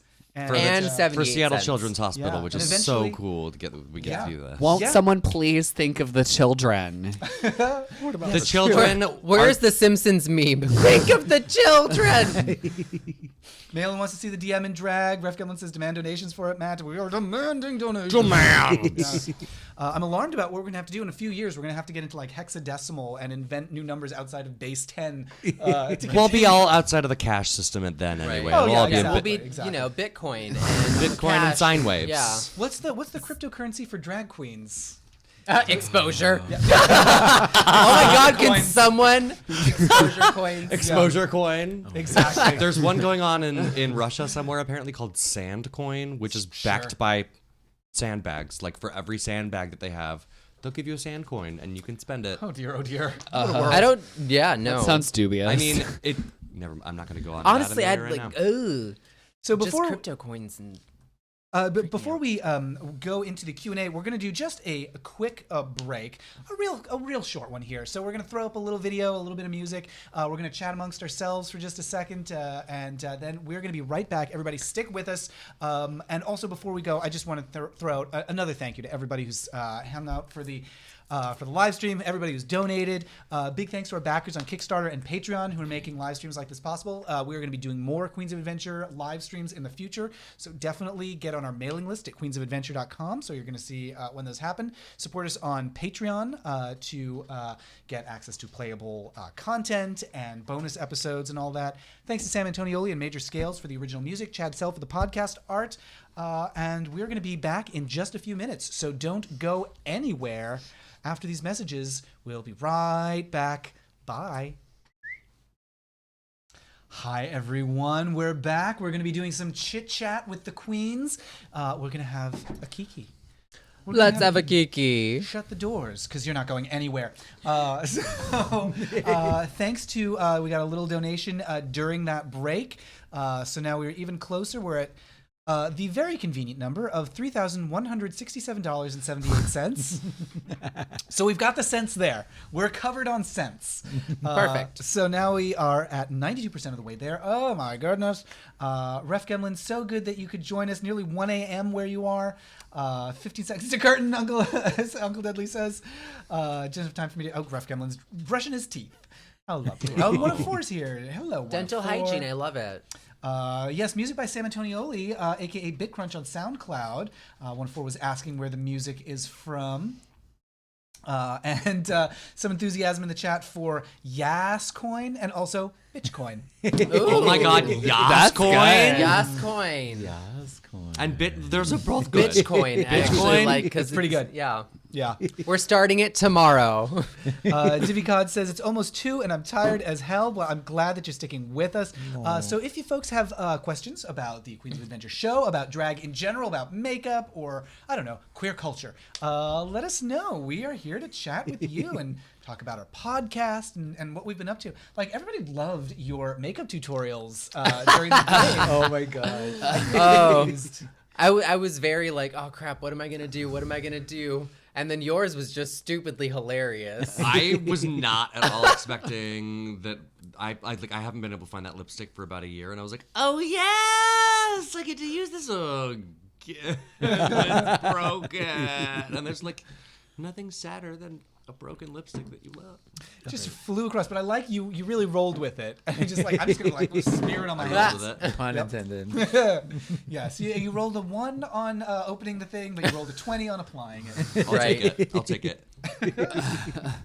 Geckel says Yas coin can also be bought in larger denominations. The Yas coin and the Yas coin. The more A's, the higher the value. Right. Yes. I mean, I think we're already like, boosting up in the Wall Street place. Yes. Yeah. The Wall Street place. Yeah.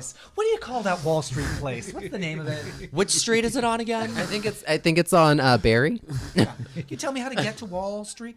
So we threw that makeup tutorial challenge in there because we knew that that's something that everybody watches. You've talked about that in the past, how passionate you are about the YouTube makeup tutorials. Right. I watch way too many of those. That's kind of like one of my the white noise for our house For is like sure. makeup tutorials, doll face up repaints, Those are fun. fashion shows, and like people carving pottery. Oh, I that's fell nice. asleep to John There- McClane. John, the videos are so long And relaxing. and relaxing. We've also If been any- Bob Rossing and chill. Bob Ross, definitely. Except for yesterday, someone was like painting a portrait on Bob Ross. We're like, who the heck is this old Yeah, dude? it's like the later seasons where it's not even Bob Ross anymore. Oh, I'm that's just so like, strange. I Oh, just really? feel robbed right now. Oh, I'm it's a uncomfortable Ross-alike. with that. He wasn't anything close to. Bob was really stoned in the episode, and I was really grateful. Oh, I mean, good. if it was Diana, that would be one thing, but we couldn't find those. Painting with Diana Ross. oh, Oh, so good. Stop it. Also copywritten right here on Queen's Adventure. Lean the Last is between the ASMR and the makeup tutorials. You pretty much covered all the stuff I watch on YouTube. Oh, work. And great question from Ruff Gemlin. How did you all meet? Oh, this is actually kind of. We've asked you this in the past, and nobody could remember. Well, I know for certain how I met these two. I don't remember. I remember how I met those two as well, but I can't remember how I met you. I can't remember the first time I met you either. I remember seeing you perform, and I was like, "This girl is sickening," but I don't ever remember. Like, I think we just met at a show, or like we must were have just both. like run into a show together. We were like, I think we were "Hi." both booked at Kremwork, and we were just kind of like, Must have been. yeah, it had to have been that, right? Something like that. But I mean, these two I saw at Kremwork in lucha outfits for. Right. Back during the cathedral days. Yep. No, I think that was during. With your that was the beginning of ponytail. Art House. Yeah. It was the yeah. very beginning of our What house. did you? What was the act? Well, we did. It was like the All Stars from like the very first season of the Art House competition at Kremwork in Seattle, and we did a Johnny McGovern track modified, where we were in like kind of like Mexican wrestler ish, but also like aerobics Aerobics high, costumes. like yoga high Suzanne Summers Thigh Yeah. Master Fantasy. Is that the day that you hung from the rafter thing? No, that was. Oh, Okay. Harlot of that Skara was waiver. different. Yeah, there's a waiver at Kremwork now stating that you Yeah. won't hang from the rafters or sprinkler systems because of me. And Yeah. yes, Arson, I think, Harlot and I both, I think, met Arson at the Eagle. Yeah, that sounds right. And there was a glory hole involved, but there was a prop on stage. Wasn't Oh it? right. Yeah, on stage. No, Yeah, the Eagles my on stage. actually the glory hole was Cookie Couture's moment. Oh my gosh, no way. Yeah, it wasn't cookies. It was Venus's. Oh, Venus you're the penis? right. No, it was strawberries. That's who it was. Strawberry shortcake. It was the poster board, and she had like a glory hole moment, and I was just in like a really bad like rock star wig, like lip syncing to like old yas, and it wasn't God, I anything love that. special, and yet I made the top 3 in that competition. You didn't have but- any props? No, I didn't have any props or anything. I Was didn't this come with Spears this was pre-stunt Arson. So I clearly remember you two like afterwards because I like saw you and you were like, you did so well, and I was like, thanks. And Well, and I think Right. I met you. You also came into the makeup shop at some point when I was working there. Totally, Yeah, totally. And that's how I met Freya. Yes, that's how we officially met. Was I was at the working makeup at a shop. makeup shop that I'm not going to name. And That's I what it remember, was. like, I had just quit because it wasn't the right fit for me. And I went in there to go pick up my last paycheck, and Freya was in there. And, like, I definitely sold you makeup before. Yeah. And you're like, hi, who are you? How would I know you? And it That was sounds like actually like me. you were trying to be a good friend of the person who owned this makeup shop, and I appreciated you for that. And then like I think we bumped into each other like a year later outside of the Unicorn, and I was talking about Spider-Man, and you were like, "Oh my God, Spider-Gwen!" And I was like, yeah, we Spider-Gwen is. we you're nerded cool in my out. book." Yeah, no, we nerded out totally real nerded out. hard. That's great. And then I think that was right around the time that we had been in talks, and I was like, Yeah. I'm gonna have to get Freya into this Dungeons and Drag Queens thing because you're ridiculous, Ah. you're pretty, and we talked about Spider-Gwen. Flowerpunk says, this is my first time watching one of these. Made a Twitch account just for this. Oh, Love, love, love, love, love. I'll be hearts. sending Twitch an invoice. Huge thanks. Yeah, best of luck with that. You get an invoice. You get an invoice. Pretty Pixel. Oh, Pretty Pixel says thank you the potato one because the potato one just sent in another donation. We are even closer. now. Thank you. Ref Gemlin says I joined Patreon for these amazing queens, stealing our online Yes. cheeries left and right. Not Animal Tested says this is the problem with glory holes. You never quite know who's on the other side. that's the point. Real. Truer words. Same thing as a Mormon initiation ceremony. Well, in Harlot, we met on Scruff. We met on Scruff.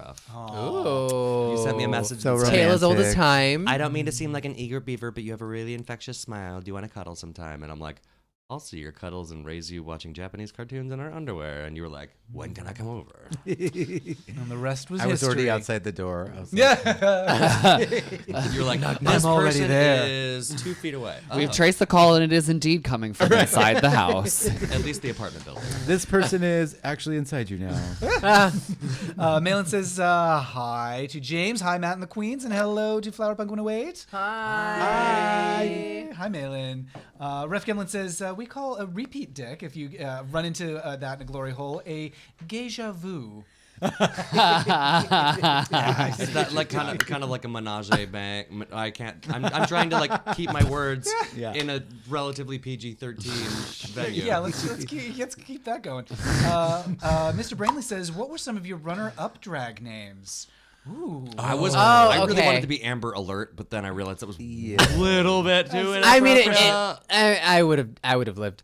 My first, so when I started doing drag back when I was in my 18s, 19s, I went by Tiffany, and then my first official drag name was Mystique because I liked X-Men, but then season 2 came out and Mystique Summers Madison, and it was around the same time, so I was like, fuck, I can't really. PG-13. She's been doing so well this. I have been. She really I have has, been. I swear like a honestly. sailor. Darn, like it's more of a, that famous person I'm just starting, so I can't really use that. So my friend kind of like asked, like kind of dug out a tarot card, a goddess tarot card deck, and kind of like shuffled through, and like the first card that came out was Freya, and I was like, oh my god, that works, because I really like using like kind of mystical, powery, goddessy kind of stuff. And you're like, I can't wait to spell that wrong. Right, right. I can't wait to ramble about this one day on live internet. Yeah, what were your other backup drag names? My first name was Visa Decline. Shut up. Yeah, great. it was like, That's hilarious. yeah, but it was the same thing where like I had heard there was like another queen in Seattle that was using that name. It was so good too. It was like because it had like built-in growth. Because I thought where like, is if I ever she? got good, I could be Visa Gold. Oh, you know? that's good. And Yeah. then when I'm like old in a wheelchair, I could be Visa Silver, Visa Platinum. You know, like Or Visa Black Card. And it's like Visa, like Oh, Lisa no. with it. You know, No. like VEEZA. Yep. But you know. That is really good. That's really And then I decided good. to name myself something that nobody can pronounce. Yes. Batilony? Telony. No one can pronounce, but everyone is applying to their face every day. Oh. Butylene is in everything. Yeah. Everywhere you want to be. Yeah, like Discover, right? Or is that American MasterCard. Express? I don't know. like MasterCard. It's like everything, yes. Shaka Khan. Yeah. She's every woman. Yes, I'm every credit card. Let's see. Other drag names? Or has it always been... I mean, I was always that one person who's like, I'm not gonna take on a name unless it's perfect. So like, people would ask me my name, and I'd give them my name that's on my papers, and they're like, that's not a drag name. I'm like, I'm waiting on it. Just be patient. And I'm then, saving my name. Yeah, right. and then when I stumbled across it, I was like, that's going to be the one, and there was It was. there was nothing before, and there's nothing new afterwards. Is I've there come up any- with some pretty good drag names after the fact, but Yeah. none that I would actually take on myself. Is there an old lace component to your name? Yes. Okay, good. I thought so. Just wanted to double check and verify for the audience at home. I've considered, it's the stupidest drag name, but I was like, I wonder if I could just go by unexpected item in bagging area. I mean, if Karen from finance, Karen, yes, exactly. If Miss Texas 1988 Right. can neither be Right. from Texas nor really probably Actually be alive in 1988, then you can do whatever you want. yeah. Please welcome to stage unexpected item in bagging area. Terrible. It's terrible. Unattended luggage. Unattended luggage. Not a name. Not a name. Not a pun. It's dangerous and cause for But it's alarm. like then you start thinking about products that you really want to turn into a drag name. Like if I found the right nerdy queer baby, I would turn them into Sega Genesis. That's Introducing to not the bad. stage, Sega Genesis. That would And then she would get sued. yeah. Didn't you have a little run-in with Mrs. Barrows at some point? Oh, that was Old Pizza Witch. Arena. Old Yeah. Oh yeah, right. actually, Yeah. I had a friend from California who almost got sued for her name because she went by Kit Pistol, and there was a girl from one of the Project Runways who went by Kit Pistol, and she literally sent her a cease and desist. Oh, my as soon goodness. as she goes by BB Gun now, but Which is right, really cute. right? That's good. That's really cute. But at some point, everyone on the internet kind of backed her and said and changed their name to Oh, Yeah, that's great. to We were Kit all Pistol. Kit Pistol. So it was kind of cool, but dude, what a bitch! Who fucking cares? No, but the thing that Matt was talking about Darn it. with a performer in town who's named Old Witch, her old drag name was Pizzerina Sabaro, and back when she had 300 followers on Instagram, which is a relatively you would think oh, there's not a whole ton of visibility with that, but actually got a full on official cease and desist letter from the Sabaro food court pizza company. Headquarters in New York. Yeah, that was please stop court using this dynasty. name or we will sue you. And she was making $20 a gig at that point. So what kind of money were they gonna take anyway? Right. So We're gonna take all the money you've made from performing. how Here's terrible. $20. Here you go. great- She's got kids. Leave her alone. Right. Some great names in the chat. Oh no. We've Bring got it. Terry Bell, of course, from Abertrax. Malin says, my drag name is Pepper Nobles, or the Empress, or the Yes. Emerald Elite. Have we considered Dungeon Mistress as Matt's drag name? Okay. Okay. Geckel says, my drag name is Unattended Children will be given espresso and a puppy. I've met you before. Oh my god, I love that. Malin says, welcome to stage, Forbidden 404. Yeah. Yeah. And Illegal Operation. Giving some serious consideration to the drag name Pubis, says Liam the Last. Disk utility and task manager would also be good. Can I just be cease and desist? Cease and desist. Yeah. I like that. I like that a lot. She's deceased. Or Season has a Season first des- name. Season Cease and desist. desist. Liam the Last suggests Sissy and Desist. Sissy and desist. T. Slow Romance just subscribed with the tier 1 sub 6 months in a row. Thank you, Slow Romance. Yay. Always a pleasure to see you. Hope you're doing well. And a big heart from Slow Bromance with a lovely icon. What is that? Is that some sort of a robberess? What do we got there? You've got a nice or snake eating a snake. It's an eggplant. Ouroboros. Oh, it's an Elder Scrolls thing. Okay. Sweet. Yes. Miscarriage says DJ.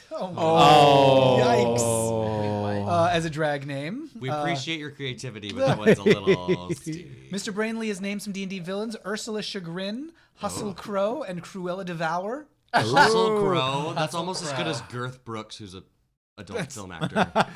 Slow Bromance recommends, says, if I ever do drag, I'll be Penny Graham. That's pretty good. Let's see. And we had some questions if I scroll back. Oh, and Uncle Daily says, my drag name is Zetus Lepidus. Come on, Xenon. I We- love that. I've seen multiple Xenon references in the drag community, and that makes me happy that Disney is Right. that strong. Simbar says, have any of you auditioned for Drag Race or Dragula? Oh God. Every season since season 3, I have. Okay. Yeah. Except I'm not. I think I'm done auditioning. Actually, I'm kind of over it. I mean, it's such a tricky thing because it's not only about like how good of an audition do you have, but also like are you there at the right time at the right moment? It really is luck of the draw, and it's the really cool thing about drag is, especially now, is that you no longer really need Drag Race. You know, like maybe about 5 seasons ago, like it was very like the only real thing that you can do to get famous. But like, you know, thankfully this show opened up a lot of doors. Like we're doing this, you know, there's drag queens from Drag Race doing movies, commercials, and a bunch of other stuff. So like it's definitely a giant snowball effect. So I don't really care anymore. It's true, yeah. Like Mama Tits, for example, not a Drag Race figure, but I mean, she's like running a drag empire in Puerto Vallarta right now. Yeah. Like with her Thank God. shows and everything. Yeah. So BT Dubs, if anybody's looking for a gay place to vacation, head on down to Puerto Vallarta. It sounds like it. Yeah, it's really like turning into like the province town of Like the West Coast province town. It's really funny because I actually have my family's from Nayarit, so like I have family that like lives Girl, like, let's close by, go. right? So like, girl, I may be going in May. That's okay. Not to PV, but to go visit my family, and I might just stop by PV just cause. Yeah. I don't know what these gals have done in terms of all of that stuff, but I'm about to throw the Reddit people for a loop and say I have not auditioned for Dragula. I have not auditioned for Drag Race. I've been speculated for the former, and it's not happening, not this year. So you can take me off your list. Thank you very much. I actually almost auditioned for Dragula season 2. Oh, yeah? Yeah. Like this close. Yeah, it's like it's for certain people, and I'm not one of those people at this point. And so it's, I mean, you know, especially after the ending of season 2, I was like, you know, I don't really want to know. I'm okay. yeah, and like, I mean, I like the ugly looks, but and I'm like, I'm the kind of person where like I will never ever say never, like Justin Bieber, but also I'm also like, I don't know, like I'm really happy with where I'm at right now, and there are a lot of people who like do drag to get on Drag Race, and I don't know about y'all, but I know I can speak for you when I say that like y'all have a lot going on, I have a lot going on, you have a lot going on, and I'm at a place where I'm okay with that, and I feel like I don't need to get on a show in order to like take it what I'm doing. To the next and like level. I started doing drag long before Drag Race, and like, but once it started, it was kind of like, you know, it's something that I can do. And at the time, like drag wasn't what it is today. And the more I've auditioned and the more I didn't get on the show, I kind of just stopped caring, like more and more. Like I just, okay, so like whatever. Like we have something really cool going on that's grown exponentially in like a year. So I think, you know, screw it. Who needs it? And like I feel like Drag Race is really cool for having gotten drag out into the public, but like in a city like Seattle, where we have a really, really saturated drag market, like, and there's something for everyone in Seattle. I think. Well, like a lot of people in smaller towns, like you only have access to one drag bar, or you only get to watch Drag Race on TV, and that's like your one caveat that you get to have, or like YouTube, et cetera, et cetera. But yeah, like I think Drag Race is great for getting exposure for people, and I really, really support all of the performers who go on there.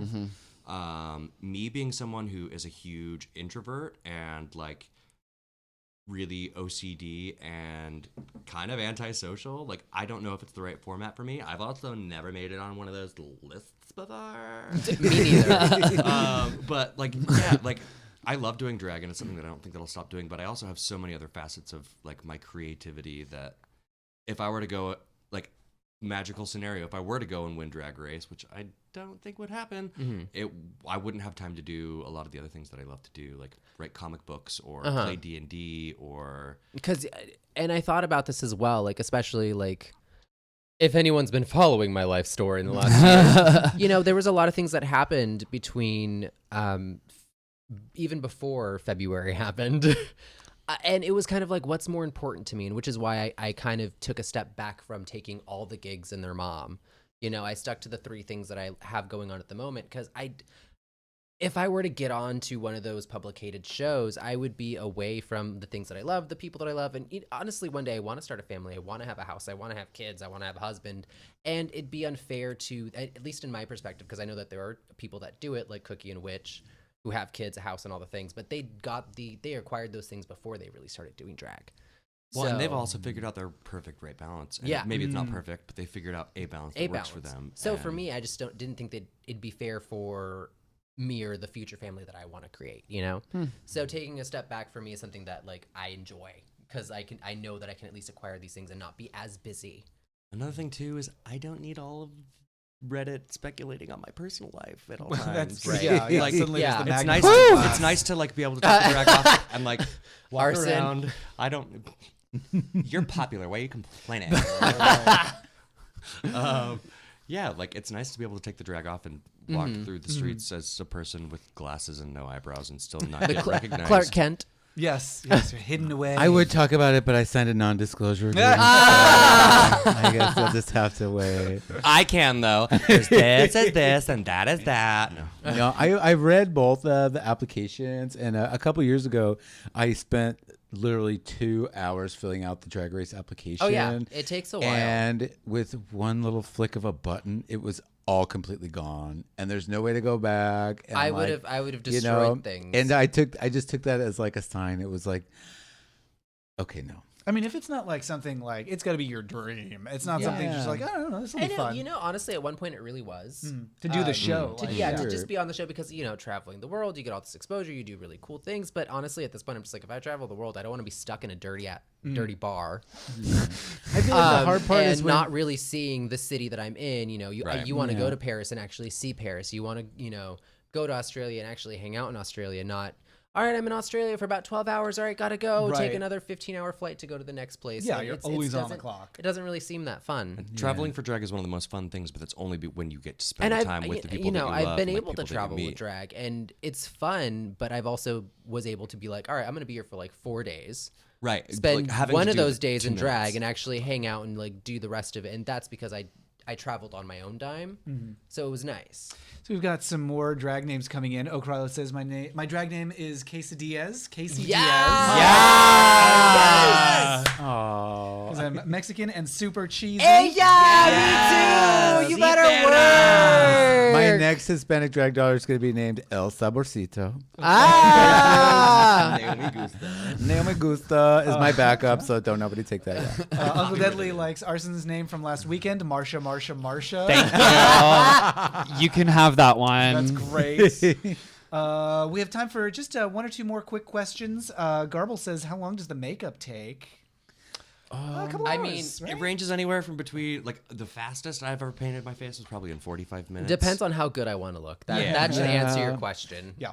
It could take up to like between 20 minutes to about 2.5 hours. Yeah. It also is like, have I done this face before, and have I figured out the problems, or am I going to do something new and creative? Like, if I tried to put Butylene's face on my face, I'd be really frustrated and probably take 4 hours and then feel okay about my life. Yeah. As someone who does this pretty much the same face over and over and over again, it used to be about 2.5 hours, but now it's gotten to 45 minutes to an hour if that's like a normal pace. If I'm rushing, I can get it down to 30. When I was doing celebrity impersonation, it was the same thing because like I was doing the same faces constantly, which is a great thing because you learn a lot.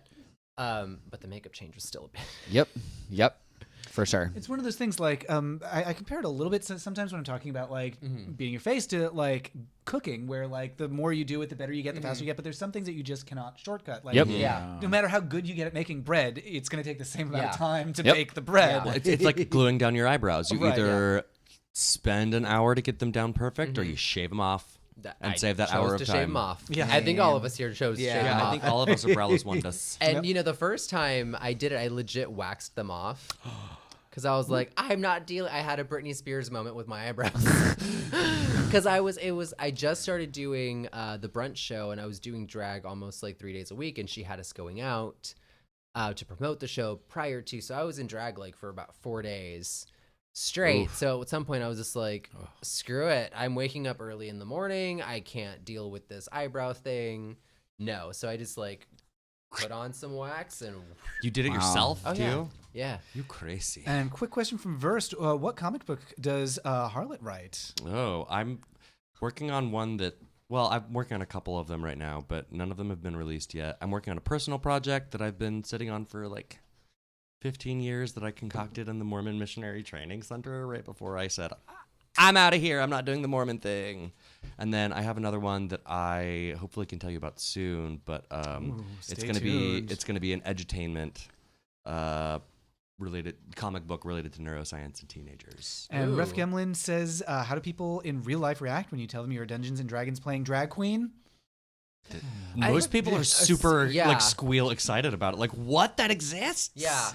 And like I usually get like a lot of questions, and I'm like, it's literally exactly what it sounds like. Yeah. I had someone the other day be like, wow, like it's so interesting that like you as a drag person are like doing something that's so like geeky and nerdy. Is that like so like how different is that from your like drag stuff? I'm like, actually drag is a very geeky and nerdy thing too. Like All of us obsess over what we obsess like over. very Yeah. weird details and like very niche celebrity figures and Lee like Bowery, Lady Bunny, a Jackie history Beat. and a mythology. Like there's a lot to it that like lines up really well with Dungeons and Dragons. It's kind of so- like knowing every single Universal event in DC Comics. yeah.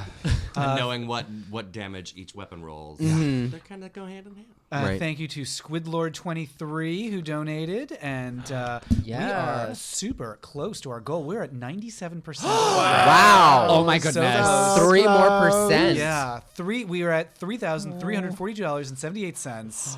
I think that puts us just like $100 away. Oh my God, we have to. We have to do right. this, you guys. Have to We get have there. to get close. this. So close. A question from let's see, I just had it in front of me. A question from Uncle Deadly is there a drag queen you would love to bring into the Queens of Adventure family? Is there not? Just because I know that she's and this is a drag race person, she is a nerd. I would love to have Dax. Yeah. Oh, interesting. Dax exclamation point. Yeah. I want to hang out with Nina nerds. Bonina Brown. Yeah, me too. Really Nina would be bad. fun. Ooh, yeah. You know. I Like, feel really I fun. would love to see what Jinx Monsoon would do with the Oh, game. yeah. Just because she's a cool mom. Right. I actually chatted with her briefly about the show, and she said, "Oh, I've never played Dungeons and Dragons, but I did used to LARP." Which, Like, I know that she's a nerd. Like I know that. Well, like she's hella into like or Overwatch, which that's true. Yeah. Like, yeah. she's a Also, huge video game nerd. our spiritual drag mom, Trangela Lansbury. Trangela Lansbury is somebody that I From San love. Francisco. We love you, Mom. This is like a very local reference, but I live for Miss Irene Dubois. Yeah. And like She was one Dice of our person. first dice person. Talk Yeah.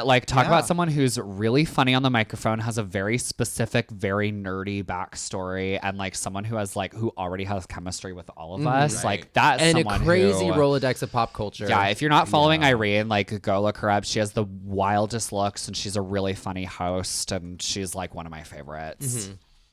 And we've had some guests come through in like live shows at conventions and in San Francisco. So at DragCon, we had Benjela Creme on a panel. And That was we really had Katie fun, yeah. Powers and Erica Clash.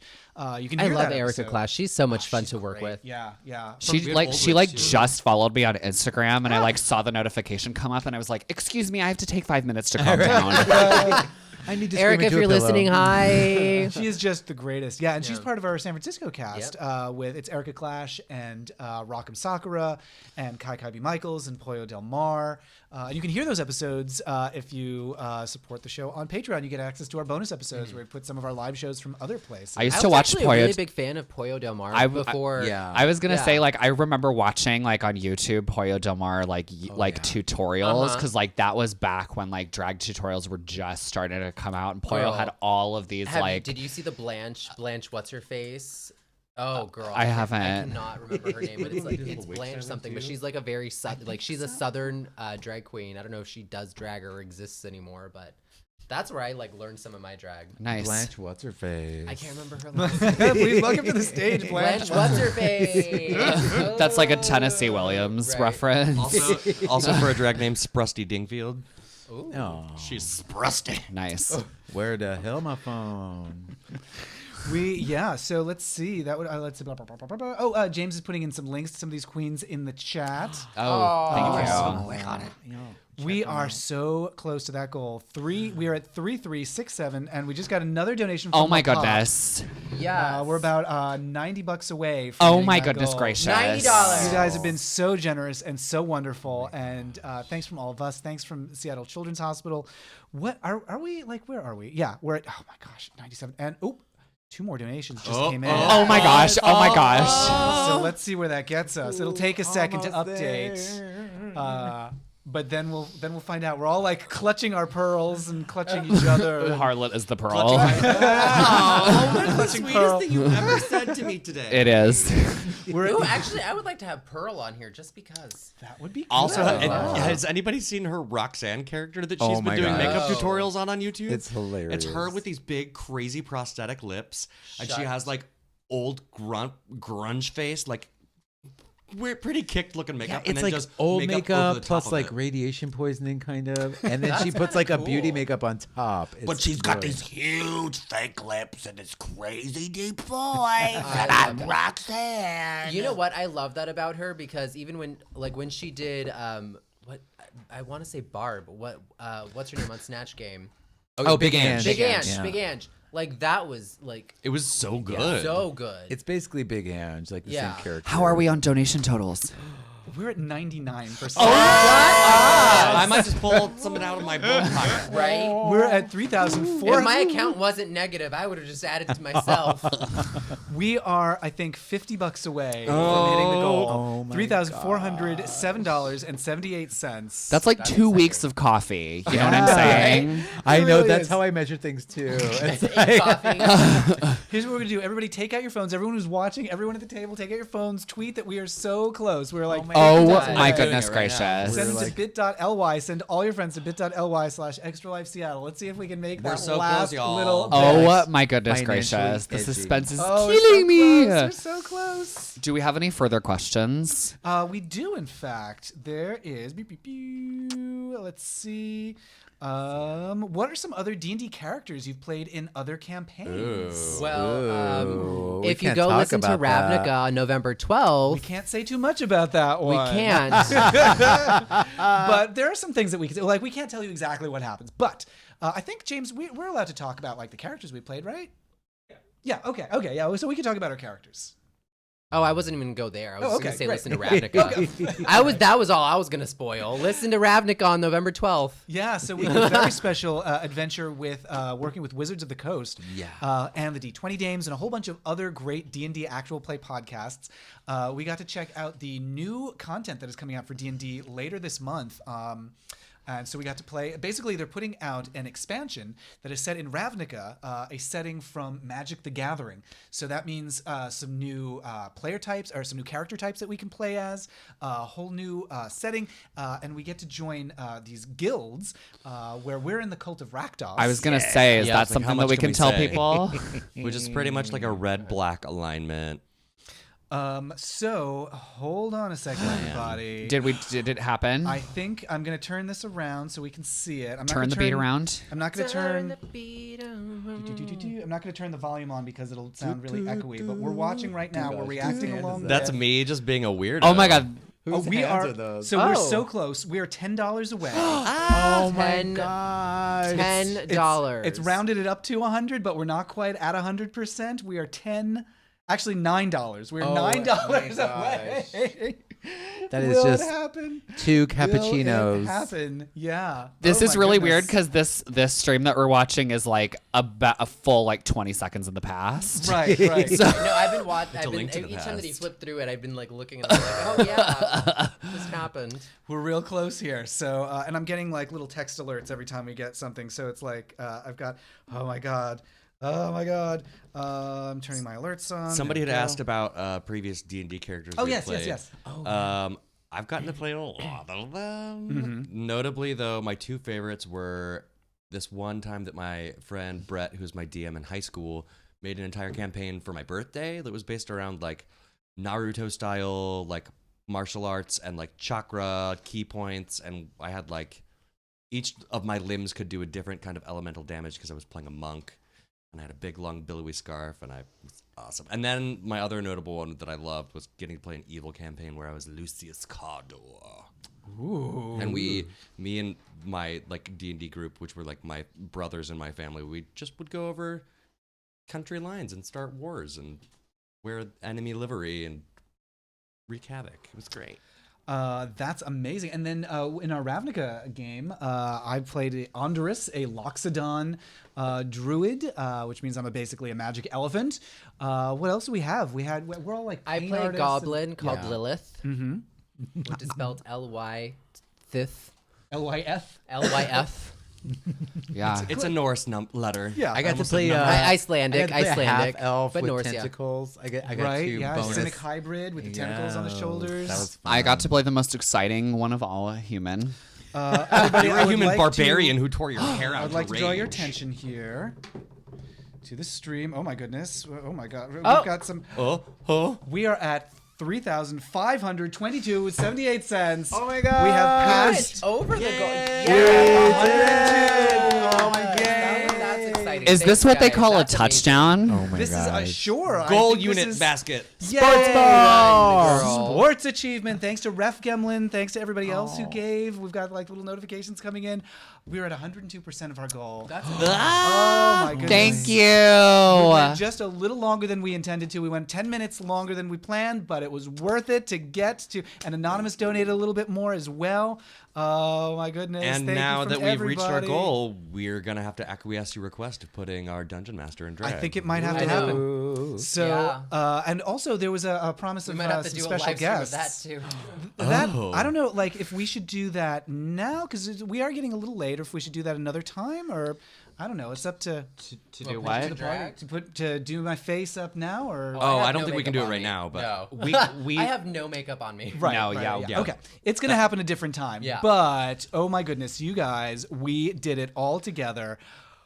I can't believe it. I'm so excited. No, of course I can't believe it because we're the best. I'm so excited, and I just can't hide it. I'm about to lose control. Once again, queer people saving the world. But what we can do, I believe, now is a little appearance from some special guests. Oh yeah. We did. There was an implied threat. I was about to say. There was a promise. There was a what's the word I'm looking for? An incentive. That's Yeah. it. An obligation, perhaps? Yes. To hear from a character, some characters from the Queens of Adventure podcast. Ooh. Yeah, dragging up Matthew Stream Unlocked. Yes. So we've got some allies from our podcast standing by and Oh my ready God. ready to thank us. So who's here? Who's our special guest? Who's in the is room? that? Oh God, who's brought me here? What's going on? Welcome. I think it's the concierge from the Golden Oh my goodness, a fan favorite. Good. I've come through time and space, and it's been very disruptive to my bladder. Well, we're so happy you're here. How is life back at the Golden Palace? Well, the last I saw, some people were leaving for adventure, and I'm sure they'll be back any minute now because we're all counting on them. Were those people queens of adventure? Well, they had a certain queenly bearing. It's true. Absolutely majestic. And what possible fate could befall them on an island? It's a tropical resort. It couldn't possibly be any danger out here, could there? Oh, danger, danger, danger at every turn. Down my pants and up my nose, wherever I look, there's trouble. Oh, Your nose. Every which way but loose, and I'm especially loose. There's wily wyverns. There's undead who will grab you and drag you to the sea. What else do we have? Oh boy, I hear there's devils and oozes and gushy goos everywhere you go. I resemble that. What? Where are you from? Oh, Fire Island originally. Oh, okay. That's a very Oh, specific born and bred? accent. Nice, yeah. Yes. Born and bred in Fire Island. Bred frequently. Rye bread. I love rye bread. I love bread. Very yeasty. Yeah, and so where can people find you if they are interested in learning more about the line of work you're in, or just hearing more about Fire Island? Well, I'm obviously a very intriguing fellow. You could find out more about me and everyone here at the table at www. Wait, is it actually www, or is it? We don't say that anymore. We do don't. We don't. Okay, we don't say that. We say http://queensofadventure.com for episodes and subscriptions and mailing lists. We're gonna spam you. Oh yeah. No, we're not. We send about a thing a month to just let you know what's going on. Wonderful, wonderful, wonderful. Matt's like trying not to have a heart attack over here. Oh, I have no idea what my levels are because I'm not looking at them. As concierge, can you tell us what the best restaurant on Fire Island is? Oh, it's Becky's clam slutch. It's delicious. They have a good chowder. The finest in the land. You'll get it all over your beard and it saves some for later. Flavor safe. Well, it's been wonderful to hear from the concierge, as always. Everyone's favorite, my gosh. among the favorites at the Golden Palace Casino. And who knows, we may hear from other inhabitants, or at least other individuals making their home on the island at some point in the future. Oh, what's this? Okay, yes, you're right. I've got to go self-medicate for the evening. Goodbye, everyone. Goodbye. Is that indica or sativa? All of the above. I can't help it. Hybrids. I can't help but follow his accent every time I hear it. It's contagious. Well, it was wonderful to hear from the concierge, and who knows if there might be anyone else joining us from the show. Hello. Voice processing unit disabled. Because it doesn't work, you see.